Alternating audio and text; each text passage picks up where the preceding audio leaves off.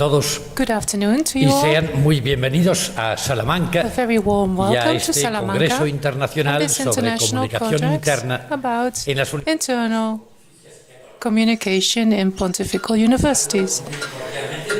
A very warm welcome to the authorities that are here with me at the table. The prefect of the Dicastery for Communication.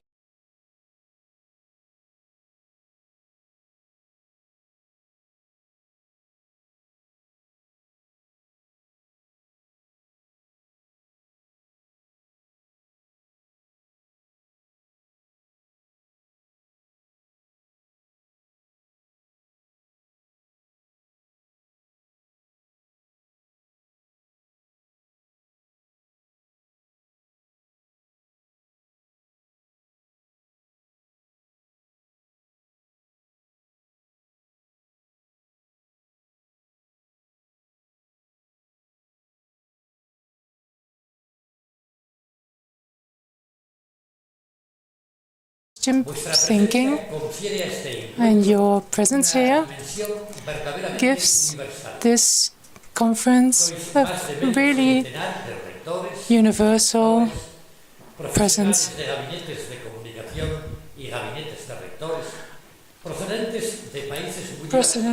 Proceeding from different countries like Ukraine, Poland, Angola, Peru, Argentina, Germany, Republican Democratic, Papua New Guinea, and Slovakia.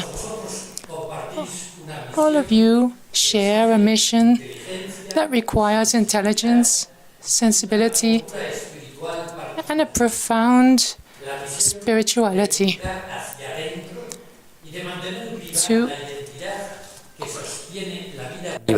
because you keep alive the identity that supports the Catholic identity. In a time where there are too many messages and not many people listening, you are in your respective institutions the silent artisans of trust and the mediators of understanding. Internal communication within our universities is not a technical task or a clerical task. It is, above all, a way to exert intellectual and organizational charity. Communicating within a Catholic university means weaving ties and bonds with truth, responsibility, and service. It means making it possible for everyone, people, teachers, students, administrative people, service people, to be a living part of a mission that goes beyond individualities, what we commonly call the sense of belonging. In pontifical and Catholic institutions, internal communication is a way for us to serve the Church, because when internal communication weakens, the communion is also weakened, and the whole community and the community needs to be a living testimony of the gospel. So that's why your work has a pastoral dimension that needs to be acknowledged and accompanied. Even if artificial intelligence, digitization, and the immediateness culture is transforming the way we communicate, they also appeal to the roots of our universal being. And amidst all these changes, you are summoned to use your discernment with caution and to integrate your loyalty to truth and Christian humanism in your work. I am sure that these days of reflection and work will be, for all of you, a source of learning, inspiration, and communion. Before concluding, I want to do a special condolence because of the late Dr. Giuseppe Antonio Romi, doctor of the Ramondiolo University, a university that has been collaborating in this conference. the Pontifical University Salamanca wants to join you in the prayer for his eternal rest and invites you to join all the members of the Roman University and the relatives of the late doctor. And I want to always thank the support of the Dicastery for Culture and Education of the Holy See and the Dicastery for Communication. And of course, the International Federation of Catholic Universities and the Communication Department of this university for organizing this conference. Thank you and welcome to the Pontifical University Salamanca and this city of wisdom and culture, the cradle of many masters and disciples. May its light, history and university spirit accompany you as a reminder that all communication is born in the shared wish of understanding each other better. Thank you.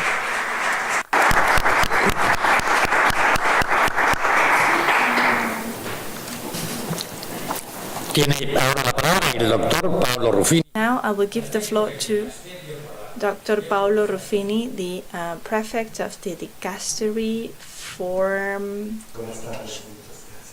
Communication. Thank you. From the bottom of my heart, with this I want to express you my gratitude for being here today in such a city so rich of history, in such a significant place for the Catholic culture, because of the comprehensive education in the respect for the dignity of the people and the relation between culture and ethics, between liberty, freedom and responsibility. On such a beautiful location for this reflection on the boundaries and the challenges of internal communication of the Catholic and Pontifical University institutions that are, of course, connected to the external communication of the Church as a whole. We are living in times of confusion, and we run the risk of ignorance being having a priority over certainty. This is the topic of my presentation the day after tomorrow, about the relationship between communication and culture and the challenges communication has to face in this era of artificial intelligence. This place also brings me back to my childhood years, the conversations I used to have with Cardinal Ruffini, my uncle, who was the Archbishop of Palermo, and then previously for 18 years, the Secretary for the Holy Congregation for the seminaries and universities, a key person in this university. Those conversations between an archbishop and a child about the importance of study, life, action, an instrument for individual and collective change, and not just reasoning or speculation. It's a dialogue about the importance of perseverance in the search for truth and not surrendering before the first difficulties. Those principles that my father used when bringing up my siblings and myself, so that we could understand the importance of perseverance in our study and the importance of looking beyond instead of being short-sighted. I've been reflecting on those principles these days. After almost 60 years of personal and collective history, amidst this educational, cultural and communicational emergency we are living, that is asking for tenacity, perseverance, memory, and long sights, so that we can create networks of knowledge, communication, and education. Thus, networks of universities that are able to communicate internally and externally, both their wisdom and their research criteria. These occasions remind us of our responsibility, which is to contribute to thinking that there's always something we must do or we can do if we are to work towards the improvement of the history we belong to, and understanding that that is our task. So these occasions talk about creativity that is required from us so that we can imagine things that do not exist. To ask us why not to surrender to the pale existence that does not know about dreams, but just a closed horizon. Cardinal Ruffini said more than 80 years ago, speech from Giuseppe Tognolo from the beginning of the 20th century. It was a century of many changes, extraordinary things, new things, the beginning of another attempt to go to heaven. For a Catholic person who feels inside the power of culture and science, can they be indolent, nonchalant, or lazy? Is it possible? Communication and culture are interrelated concepts, because communication becomes culture when we share an interpretation of history as it evolves and develops. And that's how it depicts the world, by communicating and changing the culture of time. And because communication and education makes culture do not lose sight of what it's communicating. As Romano Guardini said, our time is not a path that we have to walk upon outside of ourselves. We are our time. That's why it is necessary for us to understand communication and culture and the importance of media literacy and literacy in artificial intelligence. We all know that education cannot exist without information, and the connection based on the nonchalancy before lies is nothing. Hypnosis, spiderweb that entraps us, which is the contrary of a network of wisdom and love. Human intelligence is not determined by an algorithm, even if it's able to do maths and write. Human intelligence bonds the heart and the mind. Without a heart, we cannot grasp everything. Truly, we know, unfortunately, that too often communication that should be the way we find our responsibility in discernment, instead of connecting us, is separating us.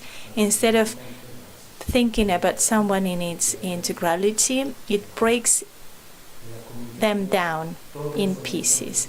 In communication, all information disseminated is like a food that can nourish or poison by increasing knowledge or ignorance. Artificial intelligence is now opening new and extraordinary opportunities for knowledge.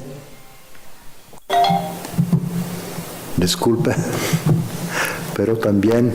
But it also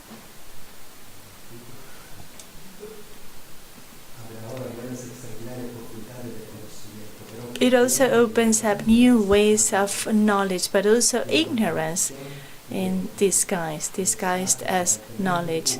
In the public space of platforms that is also apparently neutral, is governed by algorithms that none of us has negotiated, but they impose the rules of the game, a game that can also be dangerous. Who owns the game? We are facing a cultural communicational challenge in an era based on ignorance. We have to grow our responsibility for knowledge. We have to look beyond to the future. We all know how decisive the sense of responsibility in education is, as Pope Francis said in the Pastoral Christus lyric, the interdisciplinarity and transdisciplinarity, the promotion of the culture of the encounter, the need of networks are the challenges that the education world needs to face today. And so we cannot separate the spiritual training from the cultural training. Pope Leo XIV, in a recent speech before students and the Jubilee on education, said to the young people who ask for help that they need to have more than just scientific knowledge if they don't know who they are and what the meaning of life is. Without silence, without listening, without praying, even stars get dimmed. This is what education for our inner life means. We have to listen to our noise. We may not flee. We may not cover it with emptiness, because our inner wish is the compass that is telling us, do not settle for anything. This is all written in the DNA of the Pontifical Universities, Salamanca and all the Catholic universities. As Cardinal Ruffini said, Yahweh is the God of science, and in Jerusalem is the first Christian university where the master of the apostles was the Holy Spirit, the wisdom, the holy wisdom itself. The service to the truth we all need to work for needs to be protected from ignorance, but it cannot live in a world apart. That's why Catholic universities and Catholic communication need to be open to everyone, to the society as a whole, because we must not adopt a secondary role in this world. We need to find new ways so that we can disseminate our message in a comprehensive way. As Pope Leo XIV in the apostolic letter said, educating means talking about the future of humanity. So in this digital world, social media and artificial intelligence create a profile, but a person is not just a profile or a visible algorithm. They are a face, a story, a vocation. So in this time of individualism, Christian education is like a choral work, and Christian education finds its roots in the communion. Without it, nothing could be communicated. Also today, in the light of the new things of our time, our task is to work on these new things, to throw the net to the other side without the illusion of the immediate results we need to sow. And now it is the time for us to sow. Thank you.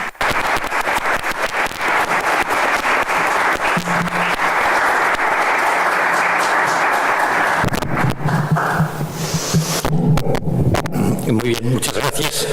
Many thanks. I now give the floor to Logros, Director of Communication and Strategy of the International Federation of Catholic Universities. Thank you very much. Your Excellency, Director of Magnificence, dear Mr. Prefect, dear Excellencies, dear colleagues. It is a great honor for me, on behalf of the International Federation of Catholic Universities, to welcome you to this Congress dedicated to internal communication in Catholic and Pontifical Institutions. The IFUC is pleased to be a partner of this event, which places the issue of communication at the heart of our university and ecclesial mission. In our universities, communication is not limited to a set of tools. It's a manner of governance. To communicate is to create the conditions for trust and transparency, to allow everyone to understand, participate, and share common responsibility. Internal communication, thus, becomes a school of synodality, a place where listening, discernment, and co-responsibility shape institutional life. But communication to universities is not just a matter of governance. It affects the theology of the word itself. Christianity is based on an act of radical communication. The Word became flesh. This incarnation teaches us that true communication is always relationship, proximity, and service. As Communio et Progressio and Evangelii Nunanti recall, communicating is participating in the creative work of God. It is making truth a reality in the human relationship. This Congress invites us to question our practices. How do our institutions spread the word? How do they combine academic freedom and an institutional word? Our media, from email to social media, newsletters and internal apps, are insufficient if they are not carriers of a shared culture. A Catholic university is first and foremost a place of coherence. The credibility of its communication depends on the concordance between what is said and what is done. At a time when artificial intelligence is transforming the way we produce and share information, we must rediscover the spiritual dimension of communication. To our universities, communicating is not just informing, it is forming. May these days in Salamanca make communication a path of communion, truth and hope, at the service of our academic and ecclesial mission. Thank you all.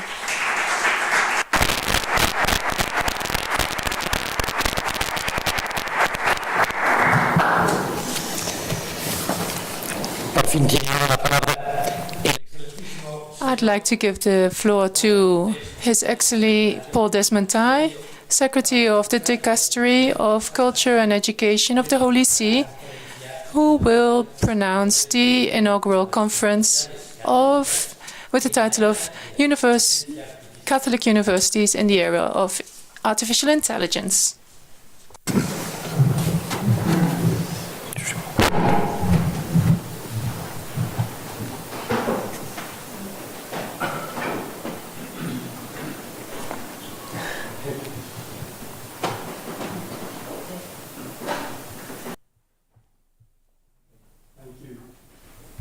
I'm delighted to be with you this evening. I suppose, by way of introductory remarks, it's a double pleasure for me to be here. I'm very pleased. I'm the Secretary of the Dicastery for Culture and Education in Rome, which in a sense... Secretary of the Dicastery for Culture and Education in Rome, which is in a sense a successor to the Sacred Congregation for Catholic Schools and Universities. So in a sense, probably I'm a successor of Paolo's uncle. But it's a pleasure for us to see what an inspired decision by a bureaucrat could achieve in terms of maintaining the vitality of Catholic education and allowing theology and philosophy to maintain its place in the academic forum. And it's a pleasure to see the fruits of his work in this moment. The second reason why I'm very pleased to be here is, I'm Irish, and the Irish have an extraordinary debt to Salamanca. In 1592, one of my compatriots founded an Irish college here. It had the wonderful name of St. Patrick's Royal College for Irish Noblemen. It's hard to find too many Irish noblemen, but there must be some around. And it became a very important thing within our Irish history. It was in places like Salamanca that the faith was kept alive, the priests were trained, and were able to come back and bring that faith to a country that was suffering under occupation. So that's the context of my speech this evening, I want to talk about something that's a bit broader than your overall theme, which is to focus on Catholic universities in the age of artificial intelligence. The reason I want that is I think all good communication is born from a sense of identity. And Catholic universities, like all institutions, are having to think again about their identity, about their function in a world that has been radically changed by AI. So that's my reason for focusing on something that's more general than the specific of internal communications, but which I think grounds all other communications.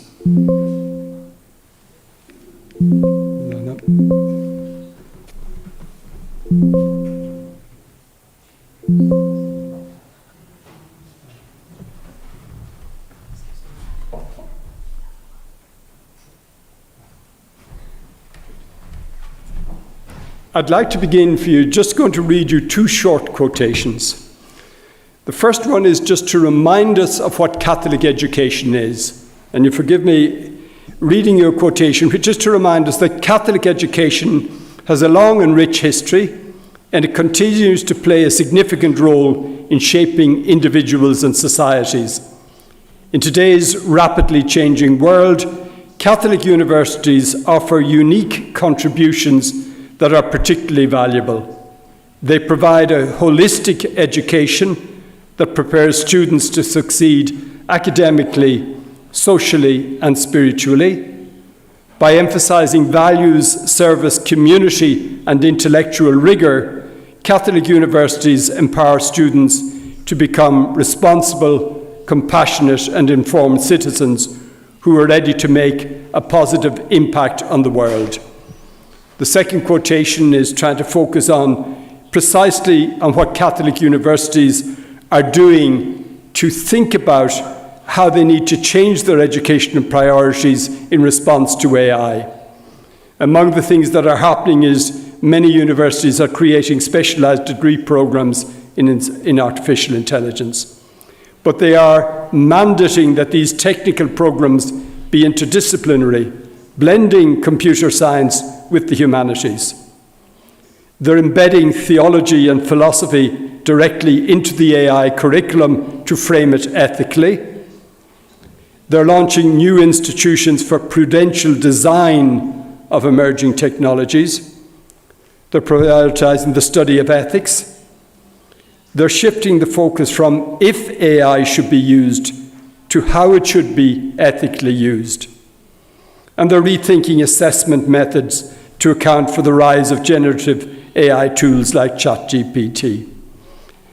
What I want to say is those two quotations, which I've begun with, were both the products of Gemini. Gemini 2.5, which is the free version that I'm still using, I haven't paid professionally yet.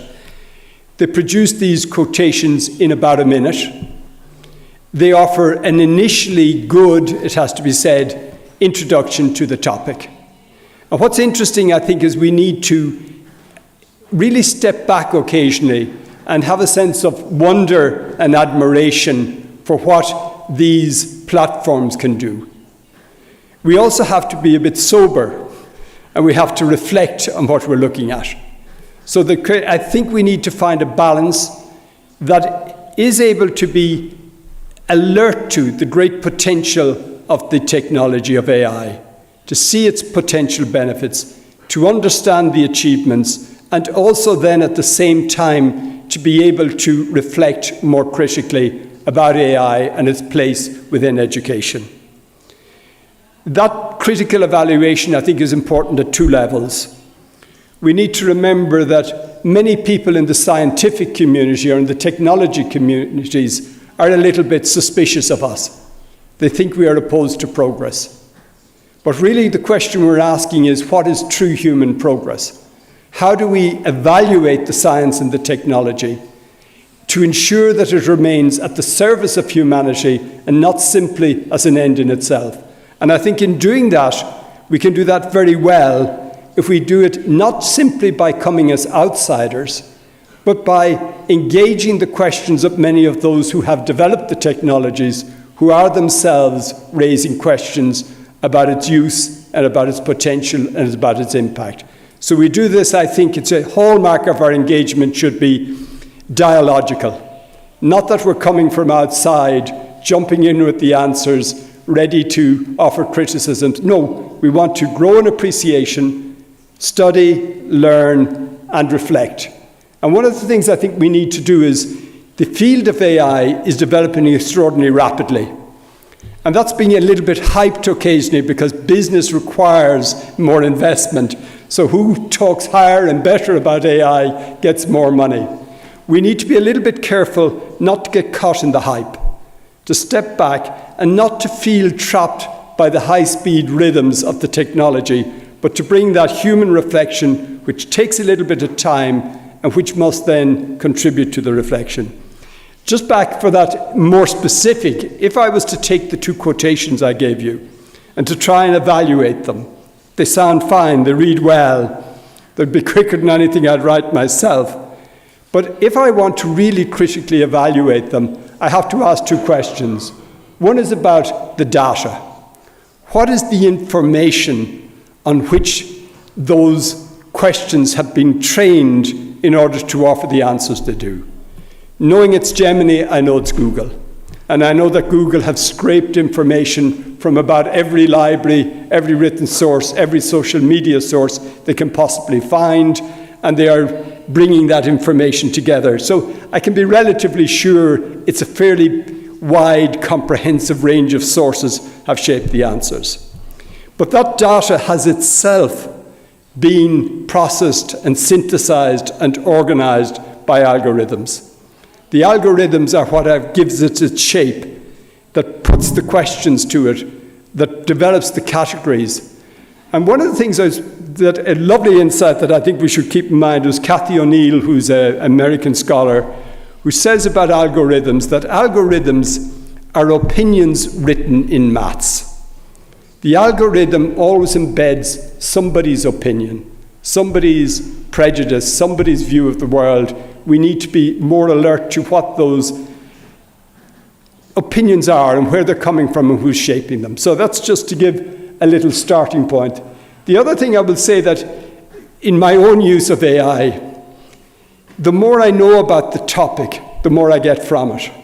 Because I'm able to start with the right questions and I'll spot the mistakes. The danger is when I move into a camp about which I know nothing, then the risk is I just become blindly a follower of something rather than using my own critical reason. And related to that would be, I think, two things that I think need to frame that. One is we need to avoid any effort by particularly the industry to say that somehow the AI is self-governing, self-regulating, and nobody can hold to account. Behind it all, there are human choices. The choices about developing the data, and increasingly about using synthetic data, creating new data. Then there are choices about the algorithms, and we need to maintain some forms of transparency so that we know who is accountable, who is making the choices, and how they are being determined. Otherwise, we run a particular risk. Just want to mention that I have used AI, and it's all I'm capable of using it for, is to develop texts. But who are more sophisticated can use it for images, they can use it for applications, and they can use it to do things. It's telling, I think, that last year the Nobel Prize for Chemistry went not to two chemists, but to two AI specialists who had developed the AlphaFold project, which had sped up enormously genetic research and protein understanding. So we see more and more AI is going to be making positive contributions. It's going to be more of a reality in our world, and we need to be thinking about it and reflecting on it. I would say just a quick question was interesting. At one of our discussions recently, it was pointed out that the original language was not to talk about artificial intelligence, but was to talk about augmented intelligence. Not something that replaces human intelligence, but that can give it greater potential, that can be delegated to do particular tasks. In the background here, I think we need to bear in mind the document Antica et Nova of the Doctrine of Faith and our dicastery. Try to remind that there are many types of intelligences. The intelligence displayed by the platforms we're using in AI are very good at processing, at spotting patterns, at getting through details, but not so necessarily focused on the bigger, which are no less questions for human intelligence, but what do we do with our knowledge? How do we develop our world? How do we ensure that we develop our worlds in ways that are equitable and fair? So that's just to frame some of the remarks I want to make. The language of AI is quite interesting. My own favourite was one that UNESCO used in one of their earlier drafts on AI and ethics. It didn't survive into the final text, but they talked about AI as an anthropological disruption. Disruption is a favourite word of Silicon Valley. They like to disrupt things, to change them. But AI has a capacity to change all dimensions of human life. How we relate to each other, how we acquire information, how we engage with each other. So we need to have this attentiveness to where AI is coming and what it's doing. And I think from I'm somebody who for many years taught moral theology and ethics, so I tend to start with ethics. But I think here we need to start with anthropology. What it is to be human, and what are the things that really matter for us as humans. How can AI assist us in certain fundamental human tasks? And how, if we're not careful, could it displace some of our capacities? How could it de-skill us? How could it create dependencies that would not necessarily be good for us? The question, I would say, the first one for Catholic universities is one that I used to work in communications. And when the internet and social media was just coming along, bishops' conferences would say, how will we use AI, or how will we use the internet, how will we use new technology for the new evangelization? And the question we would always throw back and say, that's wrong. You're thinking of it, what you need to think of a technology that is changing the world. So how will we be present in a world that has been changed by technology? So one of the questions I think for universities is, how will universities be present? How will they engage? How will they contribute in a world that is being and will be changed by technology? The parallel would be if we were here 100 years ago talking about new technologies, we'd probably been talking about transport. And somebody could have told us, you know, cars and airplanes, which are in their infancy, will become quicker, cheaper, safer, all over the place. And people might have been able to predict some consequences of that. But what nobody might have been able to foresee were consequences such as globalization. Nobody might have been able to foresee the emptying of city centres and people moving out to suburbs. And nobody might have foreseen the pollution and the environment impact in the long term of this wonderful new technology, the transport technologies. So one of the things we're trying to do now is to think about, reflect on AI, understand where it's going, and try and not to be led blindly, but to direct it and take certain ownership and responsibility for how it will unfold. And as I say, one of that is we need to, and I think this I come back to again, the celebration of its potential. AI is not just extraordinary in terms of the results and products, but it's actually an extraordinary illustration of the human capacity, the God-given capacity to develop, to innovate, to think. And we need to celebrate AI as something that is not just useful, but actually shows human beings flourishing and what human flourishing can achieve. In that reflection, I think universities will be privileged drivers. Universities will have a very privileged role. Okay, this is one of the first technologies that is not developing in the universities, it's developing in commercial environments.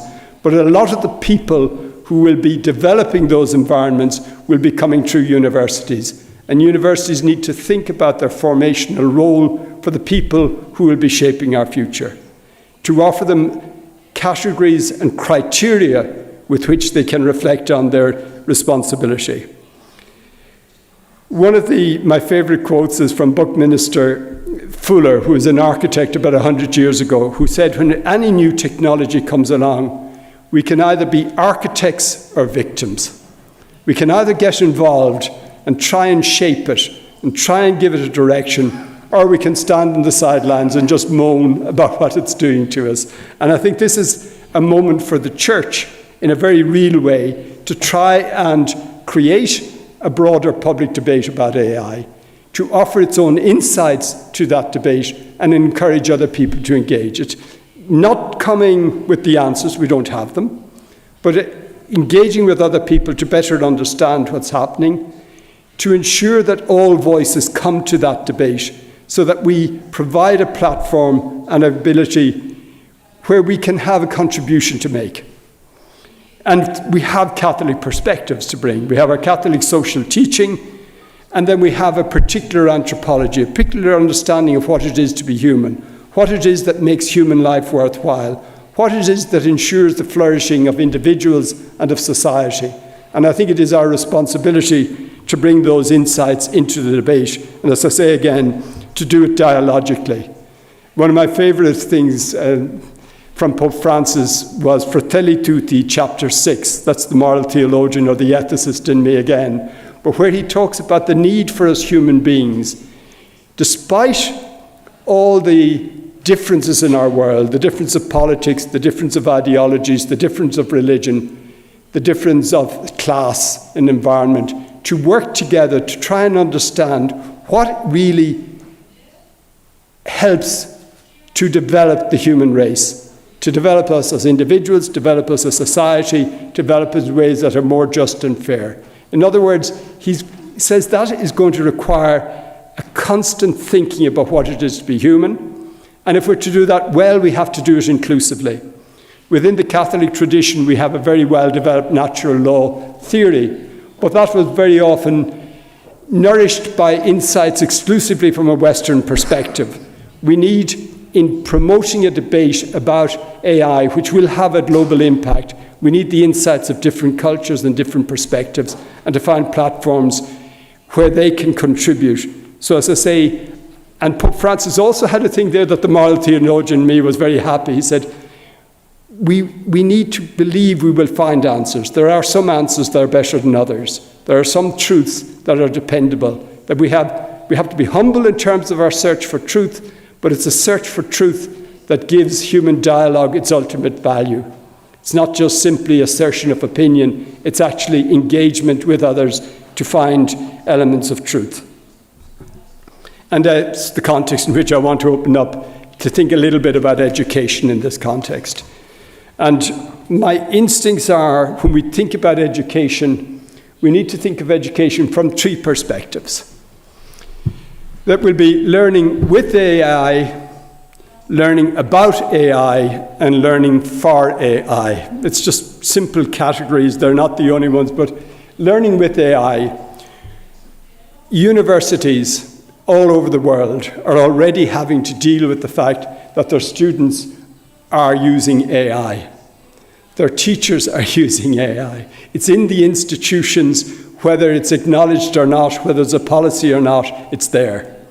It's what in business they call shadow AI, where bosses are signing letters not knowing that that letter was produced by an AI platform, not necessarily by the employee who is handing it up, or a combination of both probably. So one of the things we need to do is to think about and begin by also recognizing something very positive, which is the pedagogical innovation, that AI systems will allow for personalization of learning. They'll allow for better content creation. They'll help with the administrative tasks. They'll also help in certain forms of assessment. And then one that I think is hugely important is AI systems will help with accessibility to education. It can help to overcome language difficulties.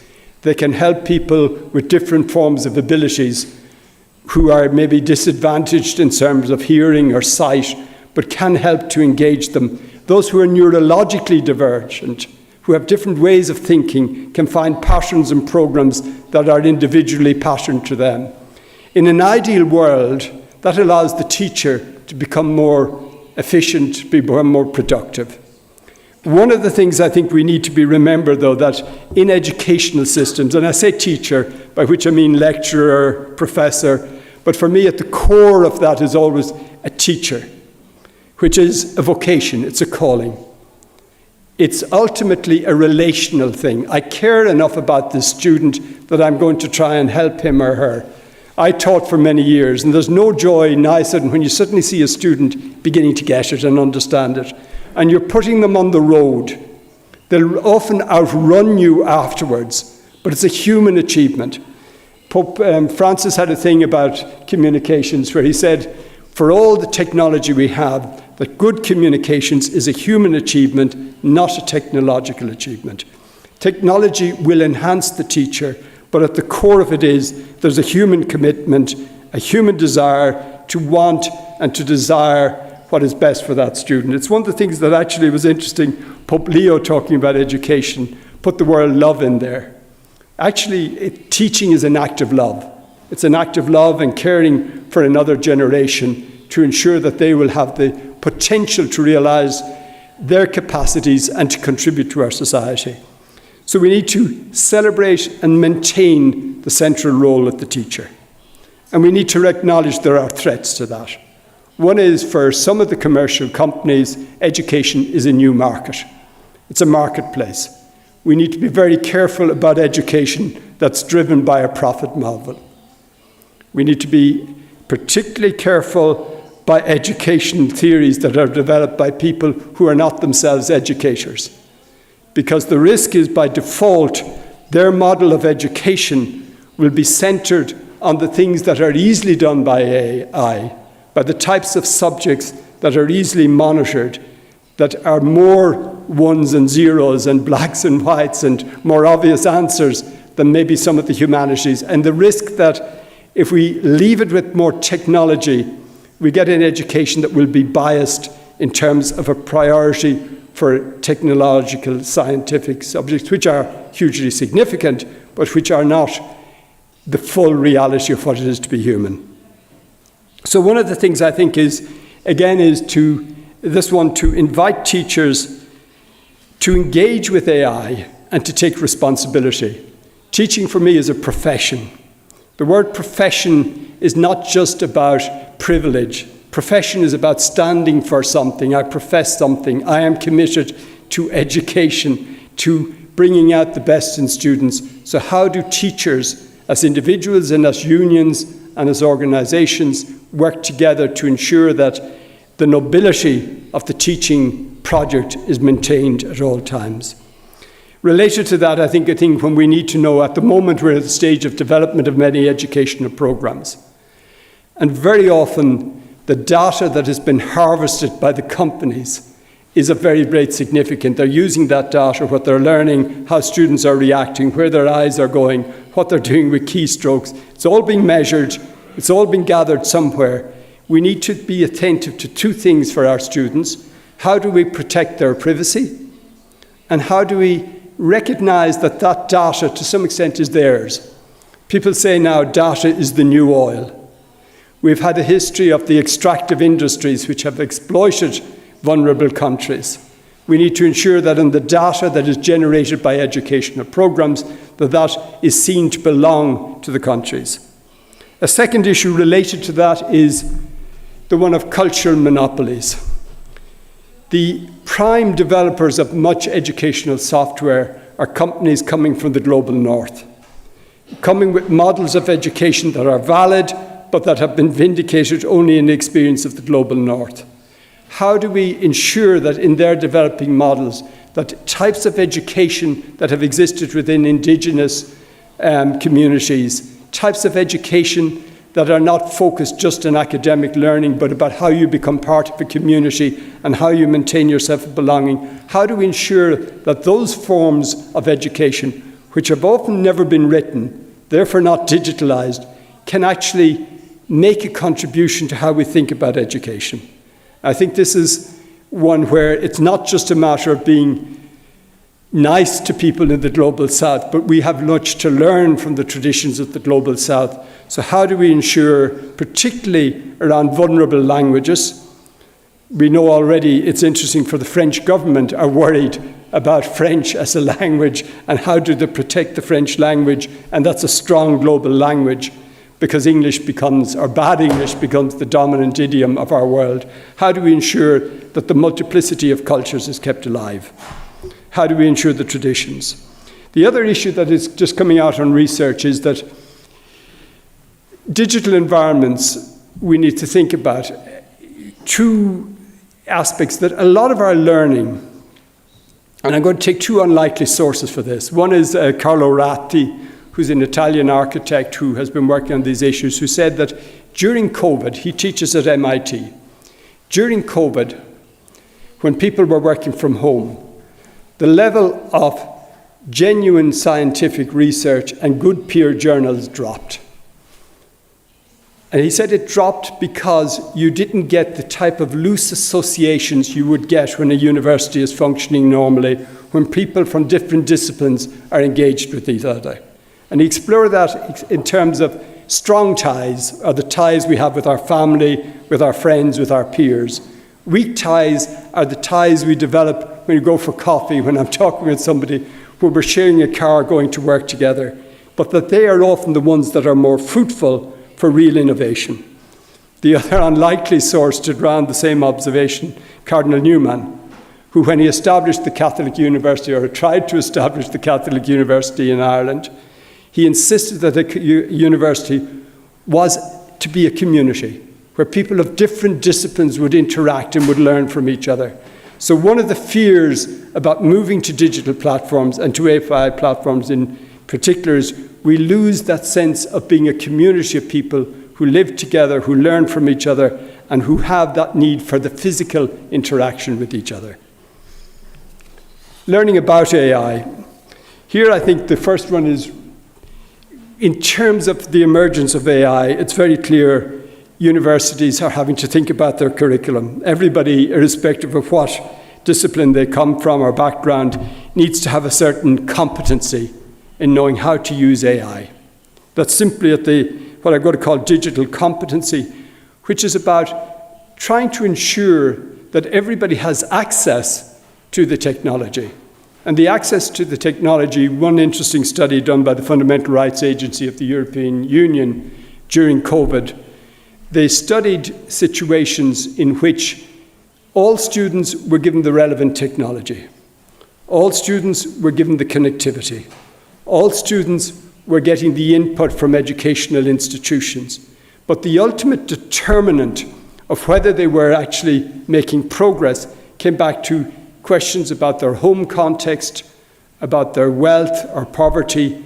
If you're in a middle-class home with space to work on your own, that's one thing. If you're in a very tight environment where there are 3 other people trying to work, it's another thing. If you have a family that are supportive of you, it's one thing. If you have a family who are struggling to make an existence and can't give that same attention, it's another. So in thinking about accessibility, it's not simply about putting devices into people's hands. It's about training people and enabling them to use. Another thing there I think that we need to be, and I think universities can help on this, is increasingly, I say this as somebody who's nearer to 70 than 60, more and more of the things, the services I need are online and through platforms, and it can be a little bit frustrating. We need to empower people to be able to engage with the points of access that allow them to be full citizens of their countries. So digital competency. But the more particular one I think we need to think about is digital literacy. How do we instruct, form people with the ability to think critically about the AI models, about how they're learning, about the content that is being offered to them, being able to ask the critical questions about the data, to ask the appropriate questions about the algorithms, and to, in a sense, oblige those who are behind the platforms to take responsibility to become more transparent about what they're doing. So this importance that we enable people to be an informed public rather than simply blind consumers who are able to shape the companies by being critical customers, clients of those customers. One other thing I think that is hugely significant, and I'm going to make maybe a strange link here, but we need to help people to become more aware of their own engagement with devices, with screens, with digital platforms, with AI platforms, to become alert to, if I'm spending too much time on such platforms, it's not necessarily just about my own human weakness, but it's actually about patterns that have been developed in the serving of an attention economy to ensure that I become, the stickability is the thing, that I get stuck on their platform. And the way they will keep me on their platform is by very often giving me the type of material that they know will keep me there, and giving me the kind of material that will never upset me or annoy me or make me think. So we need to make our young people much more alert. Many are, but we need to do it generally about where their attention is going. And I would link that to a thing Pope Leo said about education. He said we need to educate people for interiority. How do we give people back that capacity to stop, to reflect, to think? And that can be helped by platforms at times, but it's the question of who's in charge. I think in the AI thing, and I don't want to be too cynical on this, but as one of the people who, together before Paolo's time, we very much encouraged the church to take a positive view towards social media. I think this time around we need to be a little bit more attentive that the social media, the environment out of which it came, and the commercial pressures corrupted some of its potential, and we need to be attentive to that again this time. The other issue that I think is a huge issue in society, but also among young people, is the question of polarization. And that is not created by digitalization or not created by AI, but it is enhanced or exacerbated by platforms that are going to keep you with them by telling you you're right in everything you're thinking and telling you that people who disagree with you are clearly wrong. And we need to create in our young people that ability to see the other side of an argument, to engage, to intentionality in their use of AI, in their use of existing digital platforms, to try and make an effort to understand there may be another side to this argument, to try and think with sympathy for the other person. And Pope Francis, again, was hugely in this one, where he wanted us to cultivate that intentionality, which is about moderation in terms of how people will use the platforms, but it's also about a commitment to a culture of encounter, that we will find what is different, what is diverse, what is other in the other person, of interest and a richness, rather than simply to be seen as an obstacle to be overcome. So I think this is an issue which comes to, the more I think about it, and I'm sorry I'm not teaching any longer, because it was an issue, how do you bring young people and help young people to see the other side of an argument, to meet people who are different from them, to be open, to create safe spaces for them to talk and learn, and in environments, particularly when it goes together with a lot of cancel culture, how do we create safe spaces for people to explore together what are the really important answers to our human questions? How do we find those together?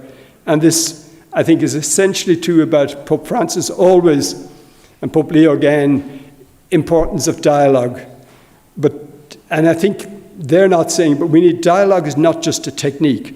Dialogue is born of a human commitment that I will see the other person not as a threat, not as an enemy, not as competition, but another like me, a brother or sister, from whom I can learn and to whom I can contribute. And that is more a conversion of heart that I think is most effective through our own experiences, bringing people into safe contexts where they mix with and meet people who are different and learn to get over the cultural biases that they may have with them.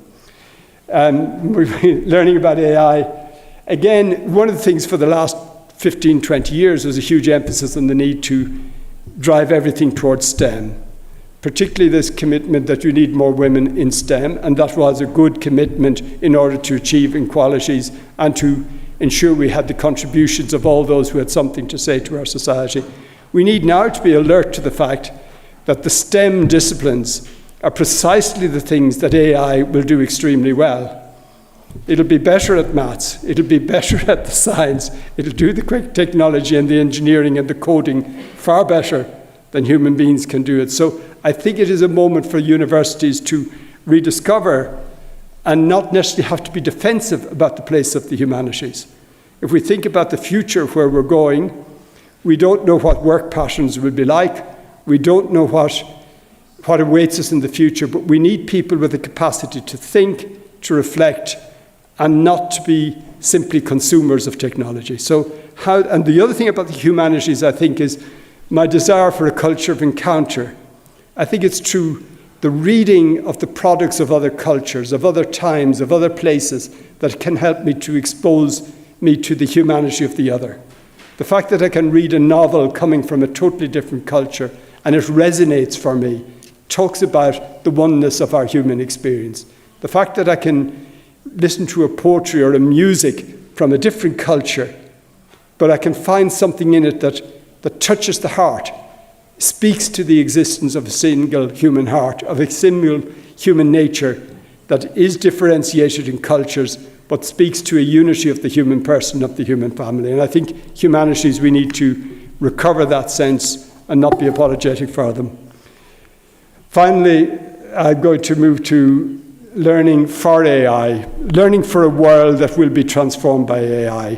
One thing I think we need to keep alive very strongly is within our Catholic institutions, our vision of education, which is about formation of the person rather than simply a functional preparation of people for jobs and for employment and for a contribution to the economy. And we need to be honest when we look at some of the products that are about the future of education that are coming from some international organizations. They're shaped predominantly by economic considerations without necessarily a reflection on what it is to become a truly formed human person. With that first quote I gave you, with a sense of commitment, who develops his or her skills not for him or herself, for his or her own earning capacity, but in order to develop their potential to make a difference, to contribute to our world. I think in the debate about the future of work, which is a very urgent one, as we know that many traditional types of work may disappear, there are benign efforts to say, can we give a universal income to people? But work is not just where I earn my living. Work is where I find my meaning. Work is where I express my creativity. Work is where I make a difference. Work is also very often where I am social, where I meet people. So we need to ensure that in all these reflections, we're keeping alive a wider, more humanly focused understanding of what is progress and what we're doing. I'm just going to finish now because I've got to give one example to finish with. I think I've gone on long enough and my voice is going. One is, when we think, and the ethics people, and I do think ethics is part of what we have to think is, there's a traditional way we think about ethics, and it's valid. We can say AI is here, or digital platforms are here, or whatever, the gun is here. It's a tool. We can use it for good, we can use it for bad. And our desire with AI would be, and it's a genuinely worthwhile, to ensure that AI is used for good. One thing I got recently was somebody said to me, that in a sense will be, can we educate AI? Can we educate AI to have the best human priorities? AI can be used for very noble tasks, or AI can be used for very pedestrian commercial tasks, like making sure you're getting the best advertising and the one that's most likely to buy something. Who will determine that will be a mixture of companies, but also us being alert or aware to how we can shape the experience by our own interaction with it. So we can be a power for good to ensure AI is used for good. We can also try and join agreements to ensure that AI is not used to do harm, as it could be. But Pope Francis talked about the technocratic paradigm. He says, any instrument or any tool or any technological development isn't simply a tool that's neutral. It's born out of a particular environment. It's born with certain prejudices. It's born with certain priorities. And it's born in a cultural or sociological or economic context that already conditions how it will develop. And therefore, we need to be attentive to avoiding that AI will, in some sense, bake in the original sins that already plague our society, such as inequality, such as polarization. We have to be attentive to ensuring that whoever's developing it has this attentiveness to its essential nature. The example I want to give is one that comes from the area of medicine, where AI will make an enormous difference and has great potential. Eric Topol, who's a kind of a popular writer on medicine, a doctor in the US, spoke about AI as the great savior. He said AI will do all the hard work for doctors. It'll analyze the x-rays, it'll look at the MRI scans, it'll be able to compare them with databases from around the world. It'll be far more efficient in diagnostics. AI will allow, with genetic knowledge, to have prescriptions and oncological protocols that are tailored to the individual. And he said the great thing about all this now is it will free the doctor to return to his or her original task, which is to be the person who accompanies the patient. You'll be the guide, you'll explain, you'll have time, you'll listen to the fears, you'll be able to recover the noble side of medicine, which is to be a human companion who helps the person to navigate their way through all the details that will be provided to some extent by the AI systems. And that was his argument. The review that came out, the Hastings Review, was by two British, therefore probably a different approach, doctors, Sparrow and Hatterley, who basically said, this is all lovely in theory, but in reality, what's going to happen is, if the machines are so efficient and able to do all this sort of stuff, the doctor will be equally expected to be efficient.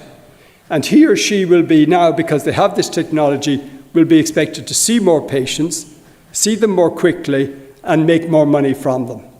And so that there are two reasons for that. The first one is the commercial environment. The pressure to pay for, to privatize medicine is going to contaminate what could have been a technology that would have liberated the doctor to return to his or her original vocation. But the other one was the slightly more interesting, that said is that what AI can do, it can evaluate what you can measure. So it can measure how many patients you saw. It can measure how long you spent with them.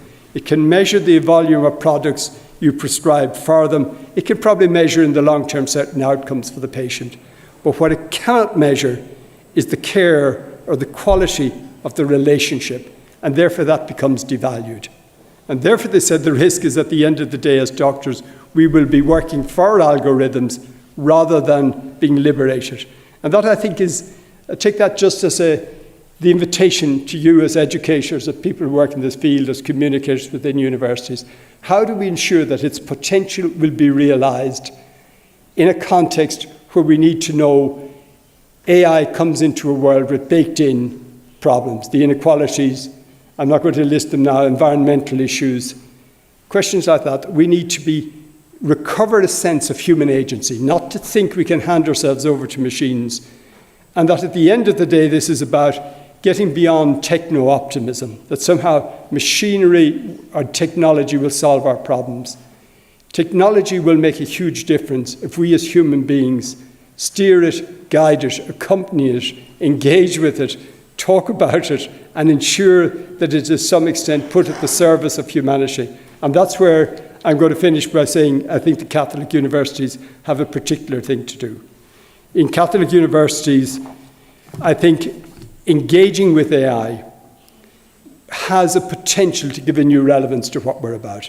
I think disciplines such as theology and philosophy have a new future in being able to facilitate the interdisciplinarity and the transdisciplinarity that is going to be needed.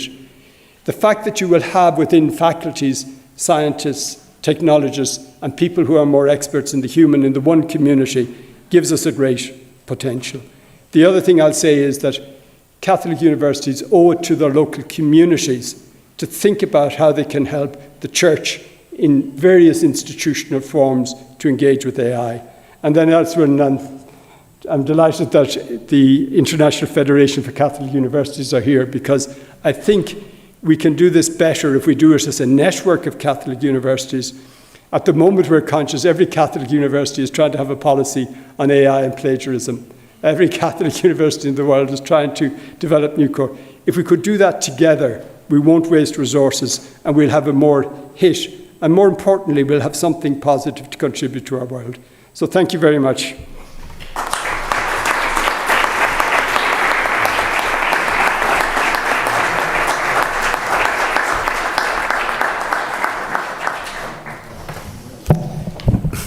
Muy bien, muchas gracias, Monseñor Tai. Con esta conferencia damos por inaugurado el Congreso. Now the Congress has been inaugurated, and I'd like to ask you to stay in the room to listen to the next conference by Dr. Mora from the Holy Cross University in Rome.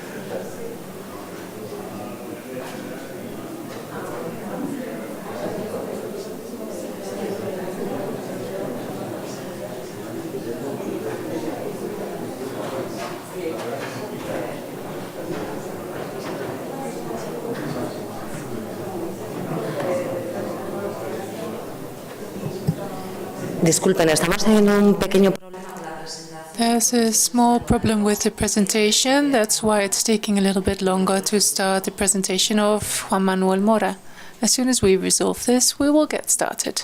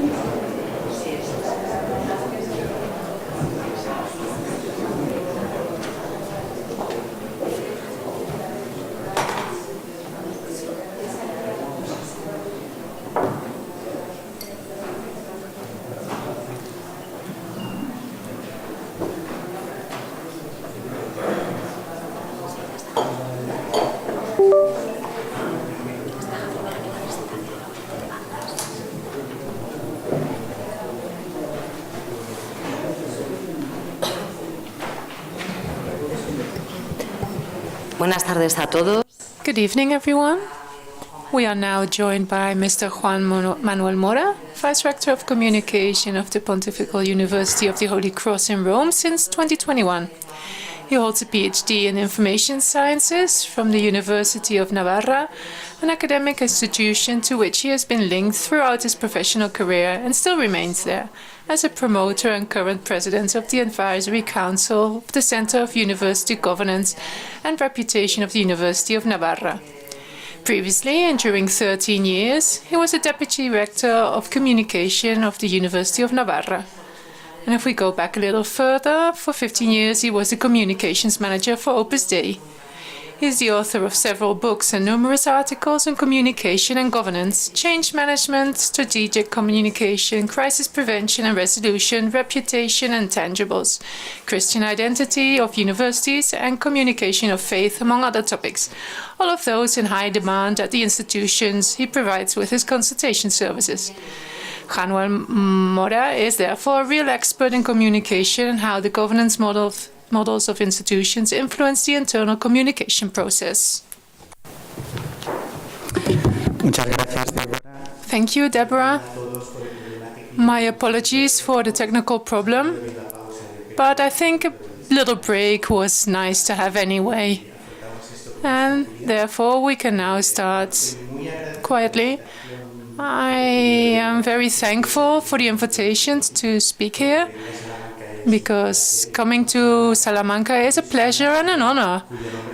Salamanca is a city which name is in everyone's minds in the whole world. Culture is very important, and therefore it's a big honor to be here.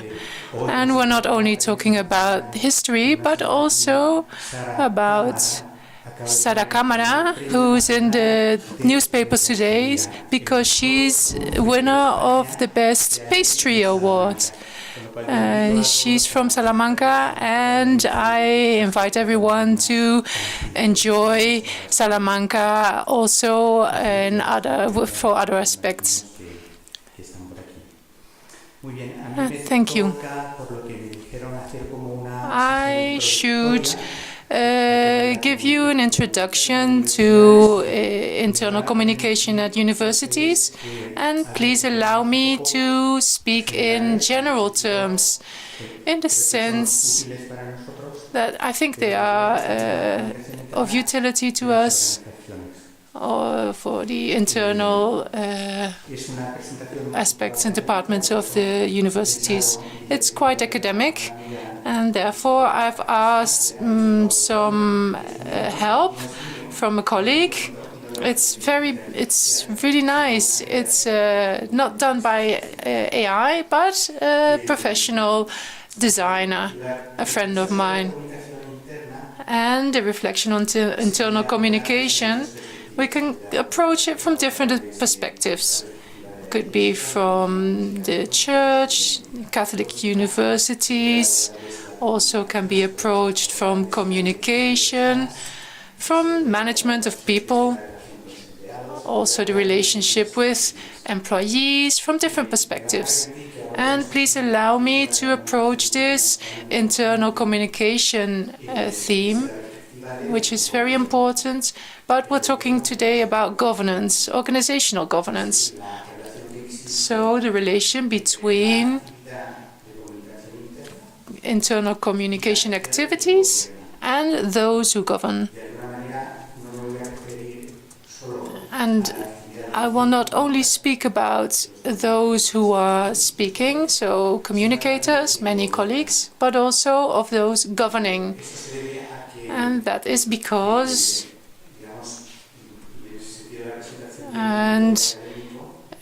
this way the presentation is a little academic. This is due to the fact that people think about a project, read books, you are fascinated by them, so new horizons open up. And I'm fascinated by a book that I'd like to present here, which is this one, from two German authors, Ulrike Buchholz and Susanne Knorre. This is the last time I will pronounce those names because it's a bit difficult for me. It's Internal Communication and Management, Theory and Praxis of Communication-Centered Management. As I said, every so often, every 2 to 3 years, one reads a book that opens up new horizons. And for me, this book changed my perspectives about internal communication. So if you will allow me, we will look at this book and the proposals within it. And I will talk about them because of the points of interest for here, and then I will add a few personal reflections from my own experience. I think I've been dedicated to communication for about 35 years, and some experiences I'd like to share with you. The contents of the work of these authors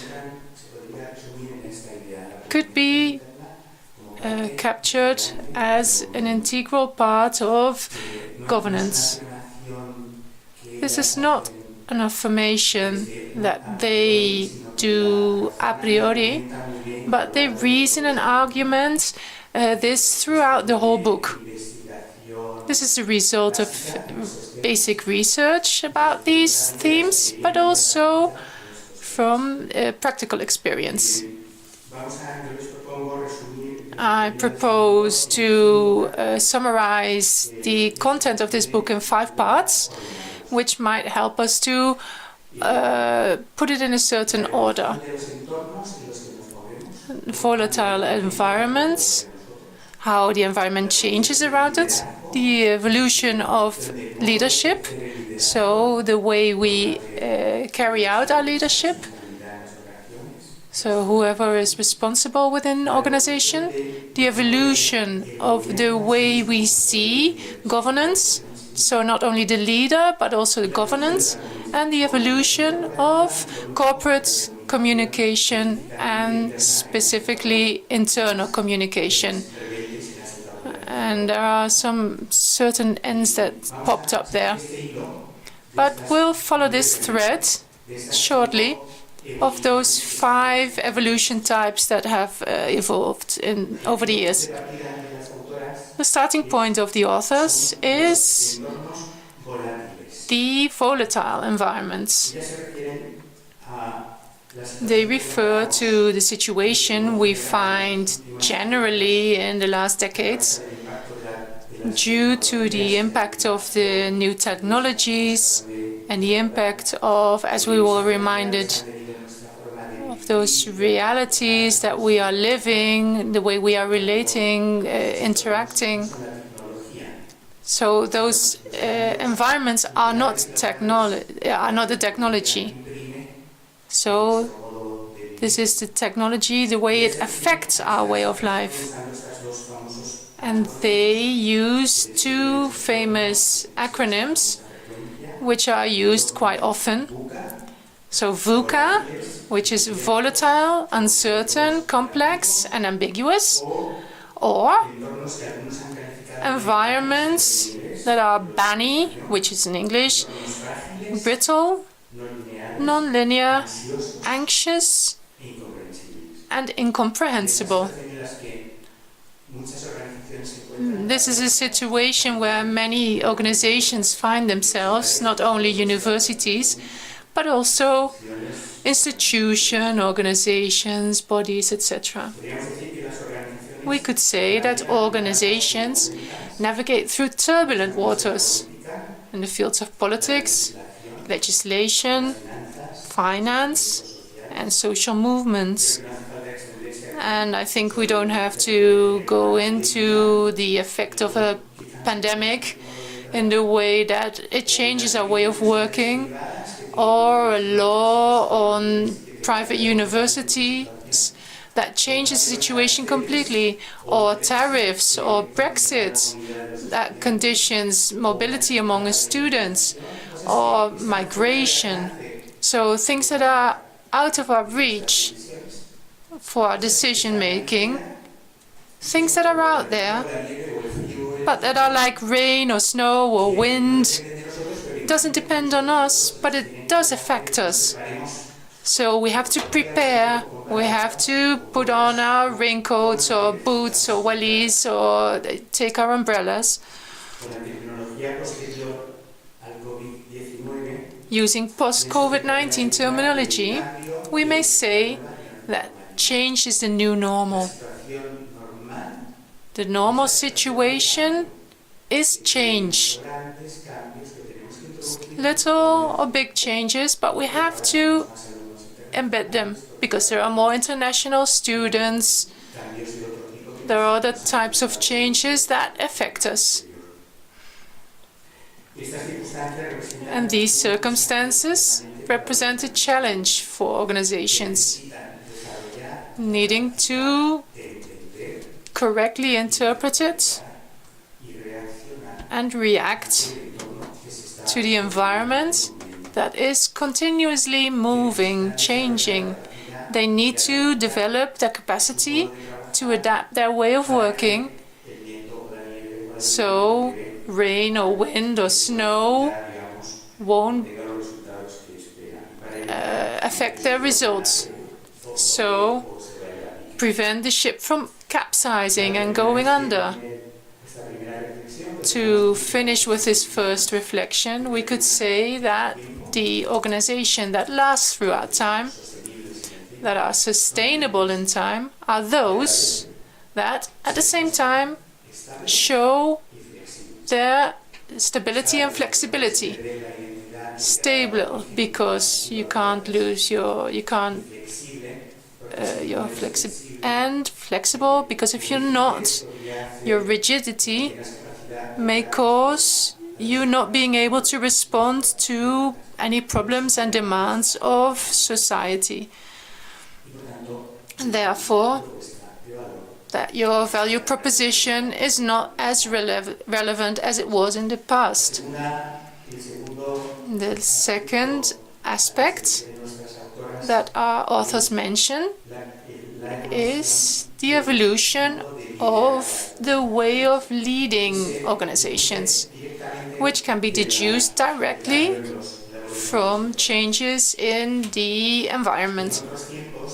In the past, not that far away, when contexts were predictable and the same situation lasted for decades, so the social constants maintained themselves during a lot of time, leadership was exercised through analysis, planning, implementation, and evaluation. Tools such as multi-year strategic plans were very useful, since during the timeline of the plan for 3 years, the context elements remained stable. The climate was the same in the first year as in the fourth year. Thus, leading or a leader only had to aim for or had to define their objectives, distributing the work, allocating resources, establishing quality standards, and implementing control systems. Because if a mechanism was embedded, you could be sure that in the next coming years, everything would develop in a previsible way. However, in VUCA or BANI contexts, which are difficult to govern, leadership is understood differently and involves new skills, such as the capacity to orient oneself in their environment, opening up to change and innovation. Without those skills, it's difficult for a leader within a volatile environment. Their leadership can be stable, but not flexible. And also the tools are different, as long-term strategic plans are too rigid and do not guarantee adaptability. Naturally, this does not imply that the management qualities and activities, the classic ones from the past, are no longer necessary. This is a phenomenon of amplification, not a mere substitution.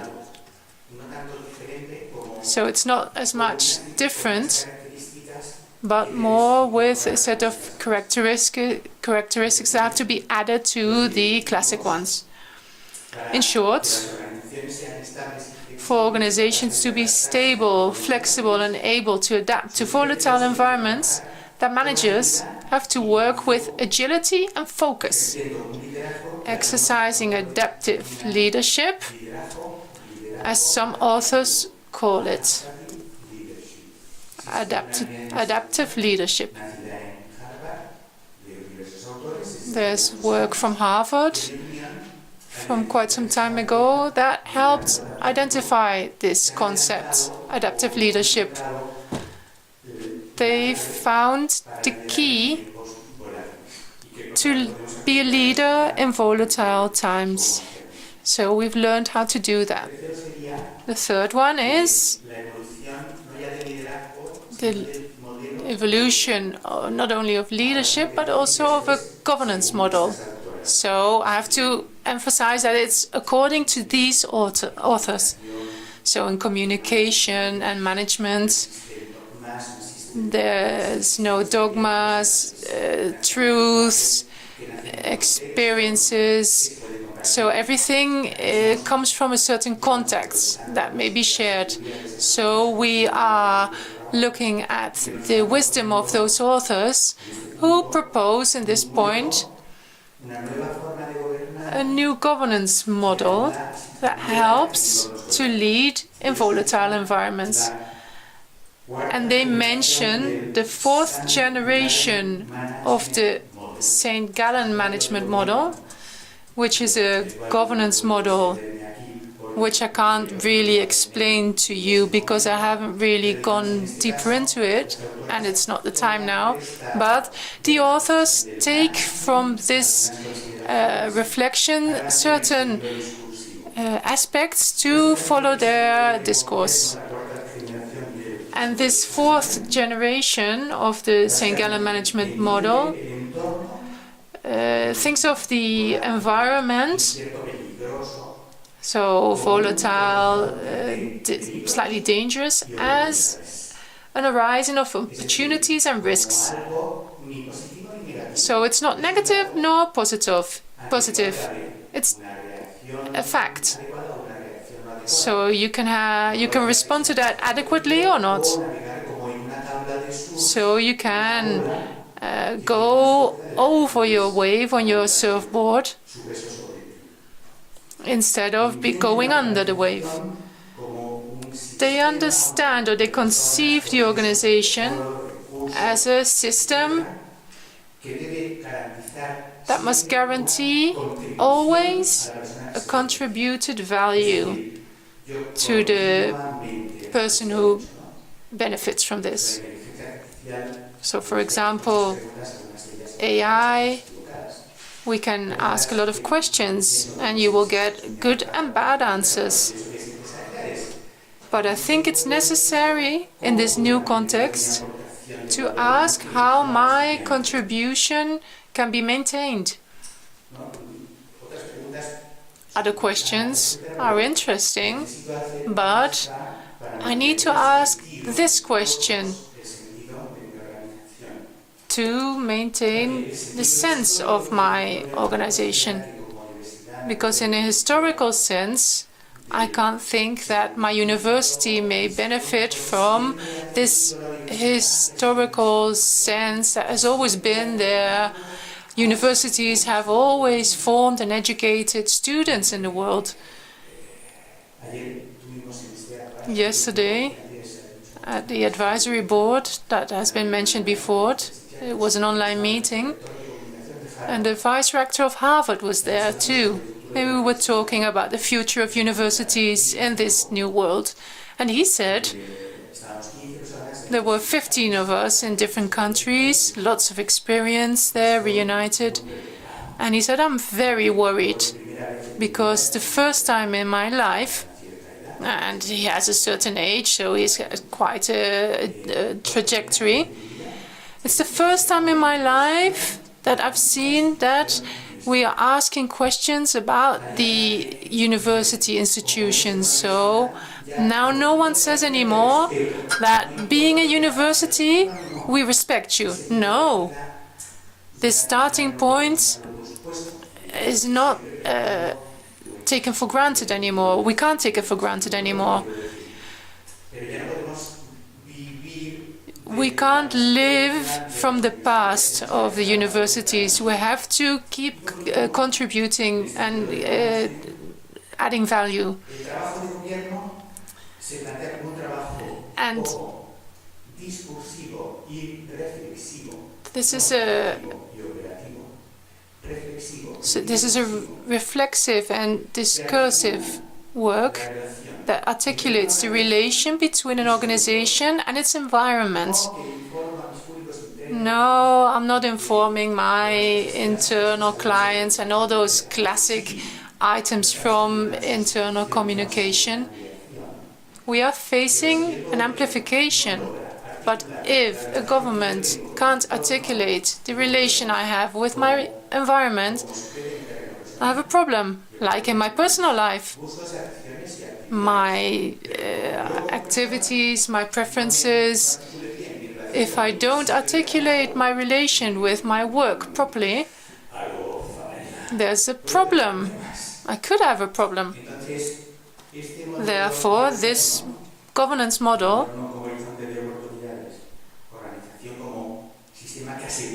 like a system that assures the contribution of management as a job, according to these authors, you can lead adaptively in volatile environments. Other models do not work. They don't mention them, the ones that don't work, but we understand that only some of them may serve. According to this governance model, those who direct or manage an organization like a university, in addition to planning and controlling resources, they must learn to listen, reflect, and, as they say, create meaning. With our governance, because I work in communication, I'm also vice rector, so at times I get confused. But who governs should create a sense so that people who work in that organization know why they are there, why is it important that I'm actually here, and therefore they should convert their organizations into learning organizations.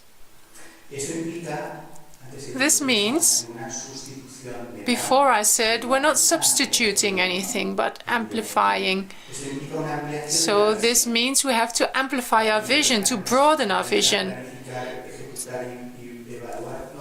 No, it's no longer planning, executing, and evaluating, but it's also reflecting, thinking, creating a sense. So this is a learning environment, a learning organization. We have to broaden our vision. And there we will play with this dual vision. If you broaden your vision, also your tasks.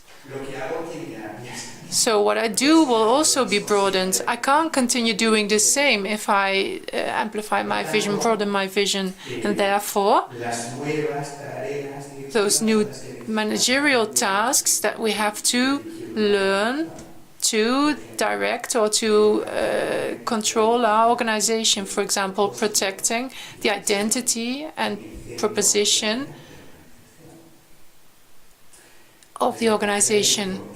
It's important to encourage internal cohesion, an open-minded culture that is open to change. It's important to encourage an innovative culture. Organizations normally know very well how to do what they did yesterday, because they've done so before. But we also have to learn we have to know what to do tomorrow, because it's something that we haven't done yet. So, learning organizations.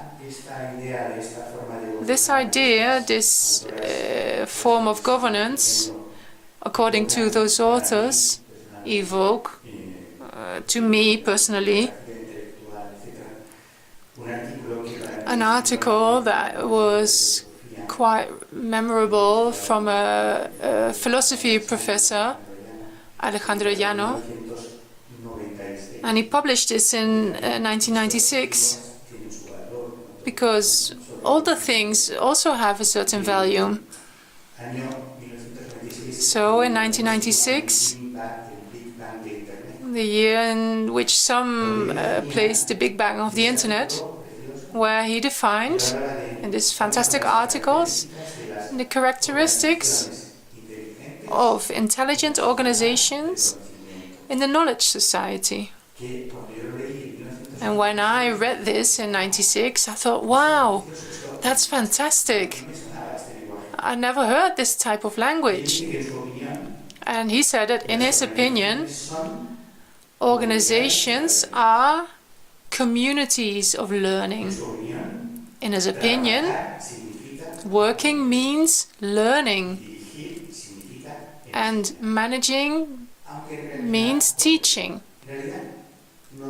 Even though in reality, it's not really like that. Everyone is teaching and everyone is learning. And I thought it's fascinating, this way of understanding governance or an organization, so the governance of an organization.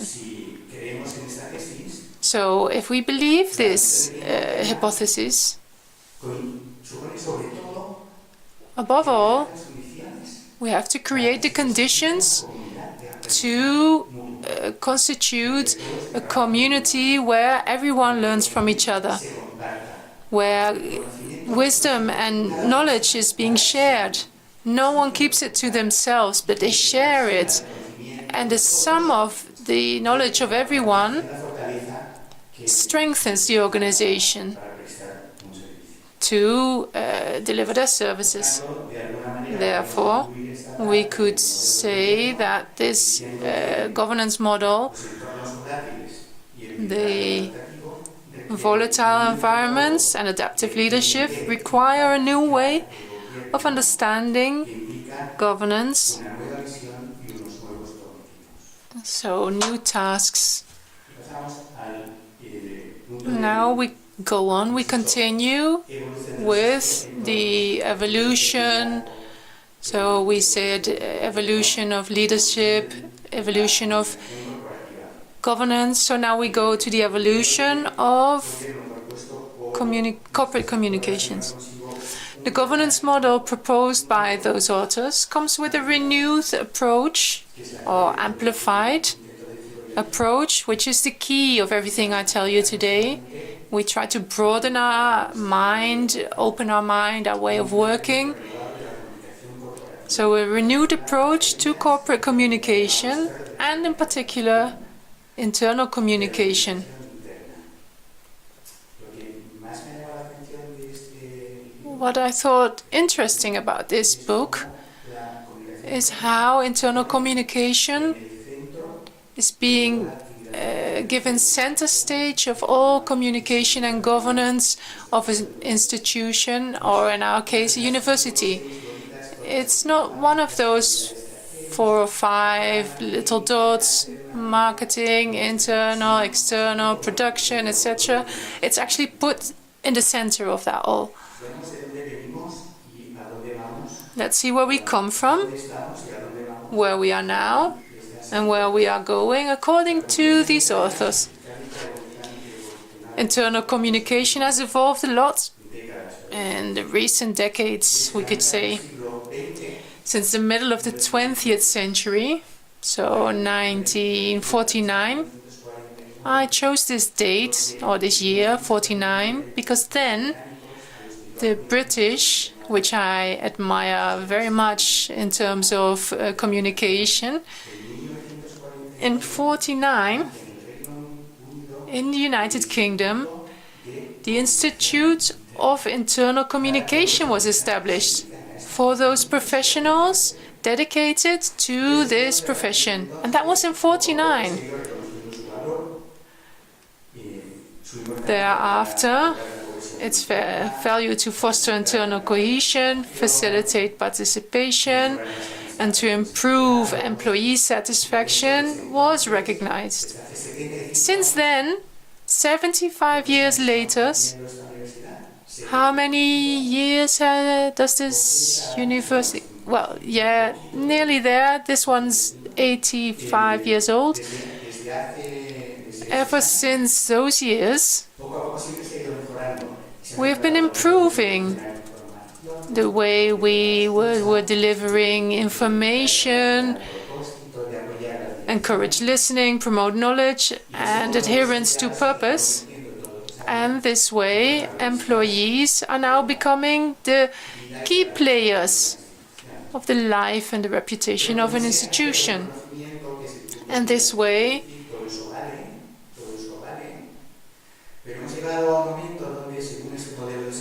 and over time, the St. Gallen model, those authors say that internal, in general, they formulate the theorem, communications constitutes organization, or CCO. Communications constitutes organization. We're not talking about a branch only. According to this theorem, only through communicative actions, adaptive leadership can be developed and a renewed governance. So this has been converted into a requirement to achieve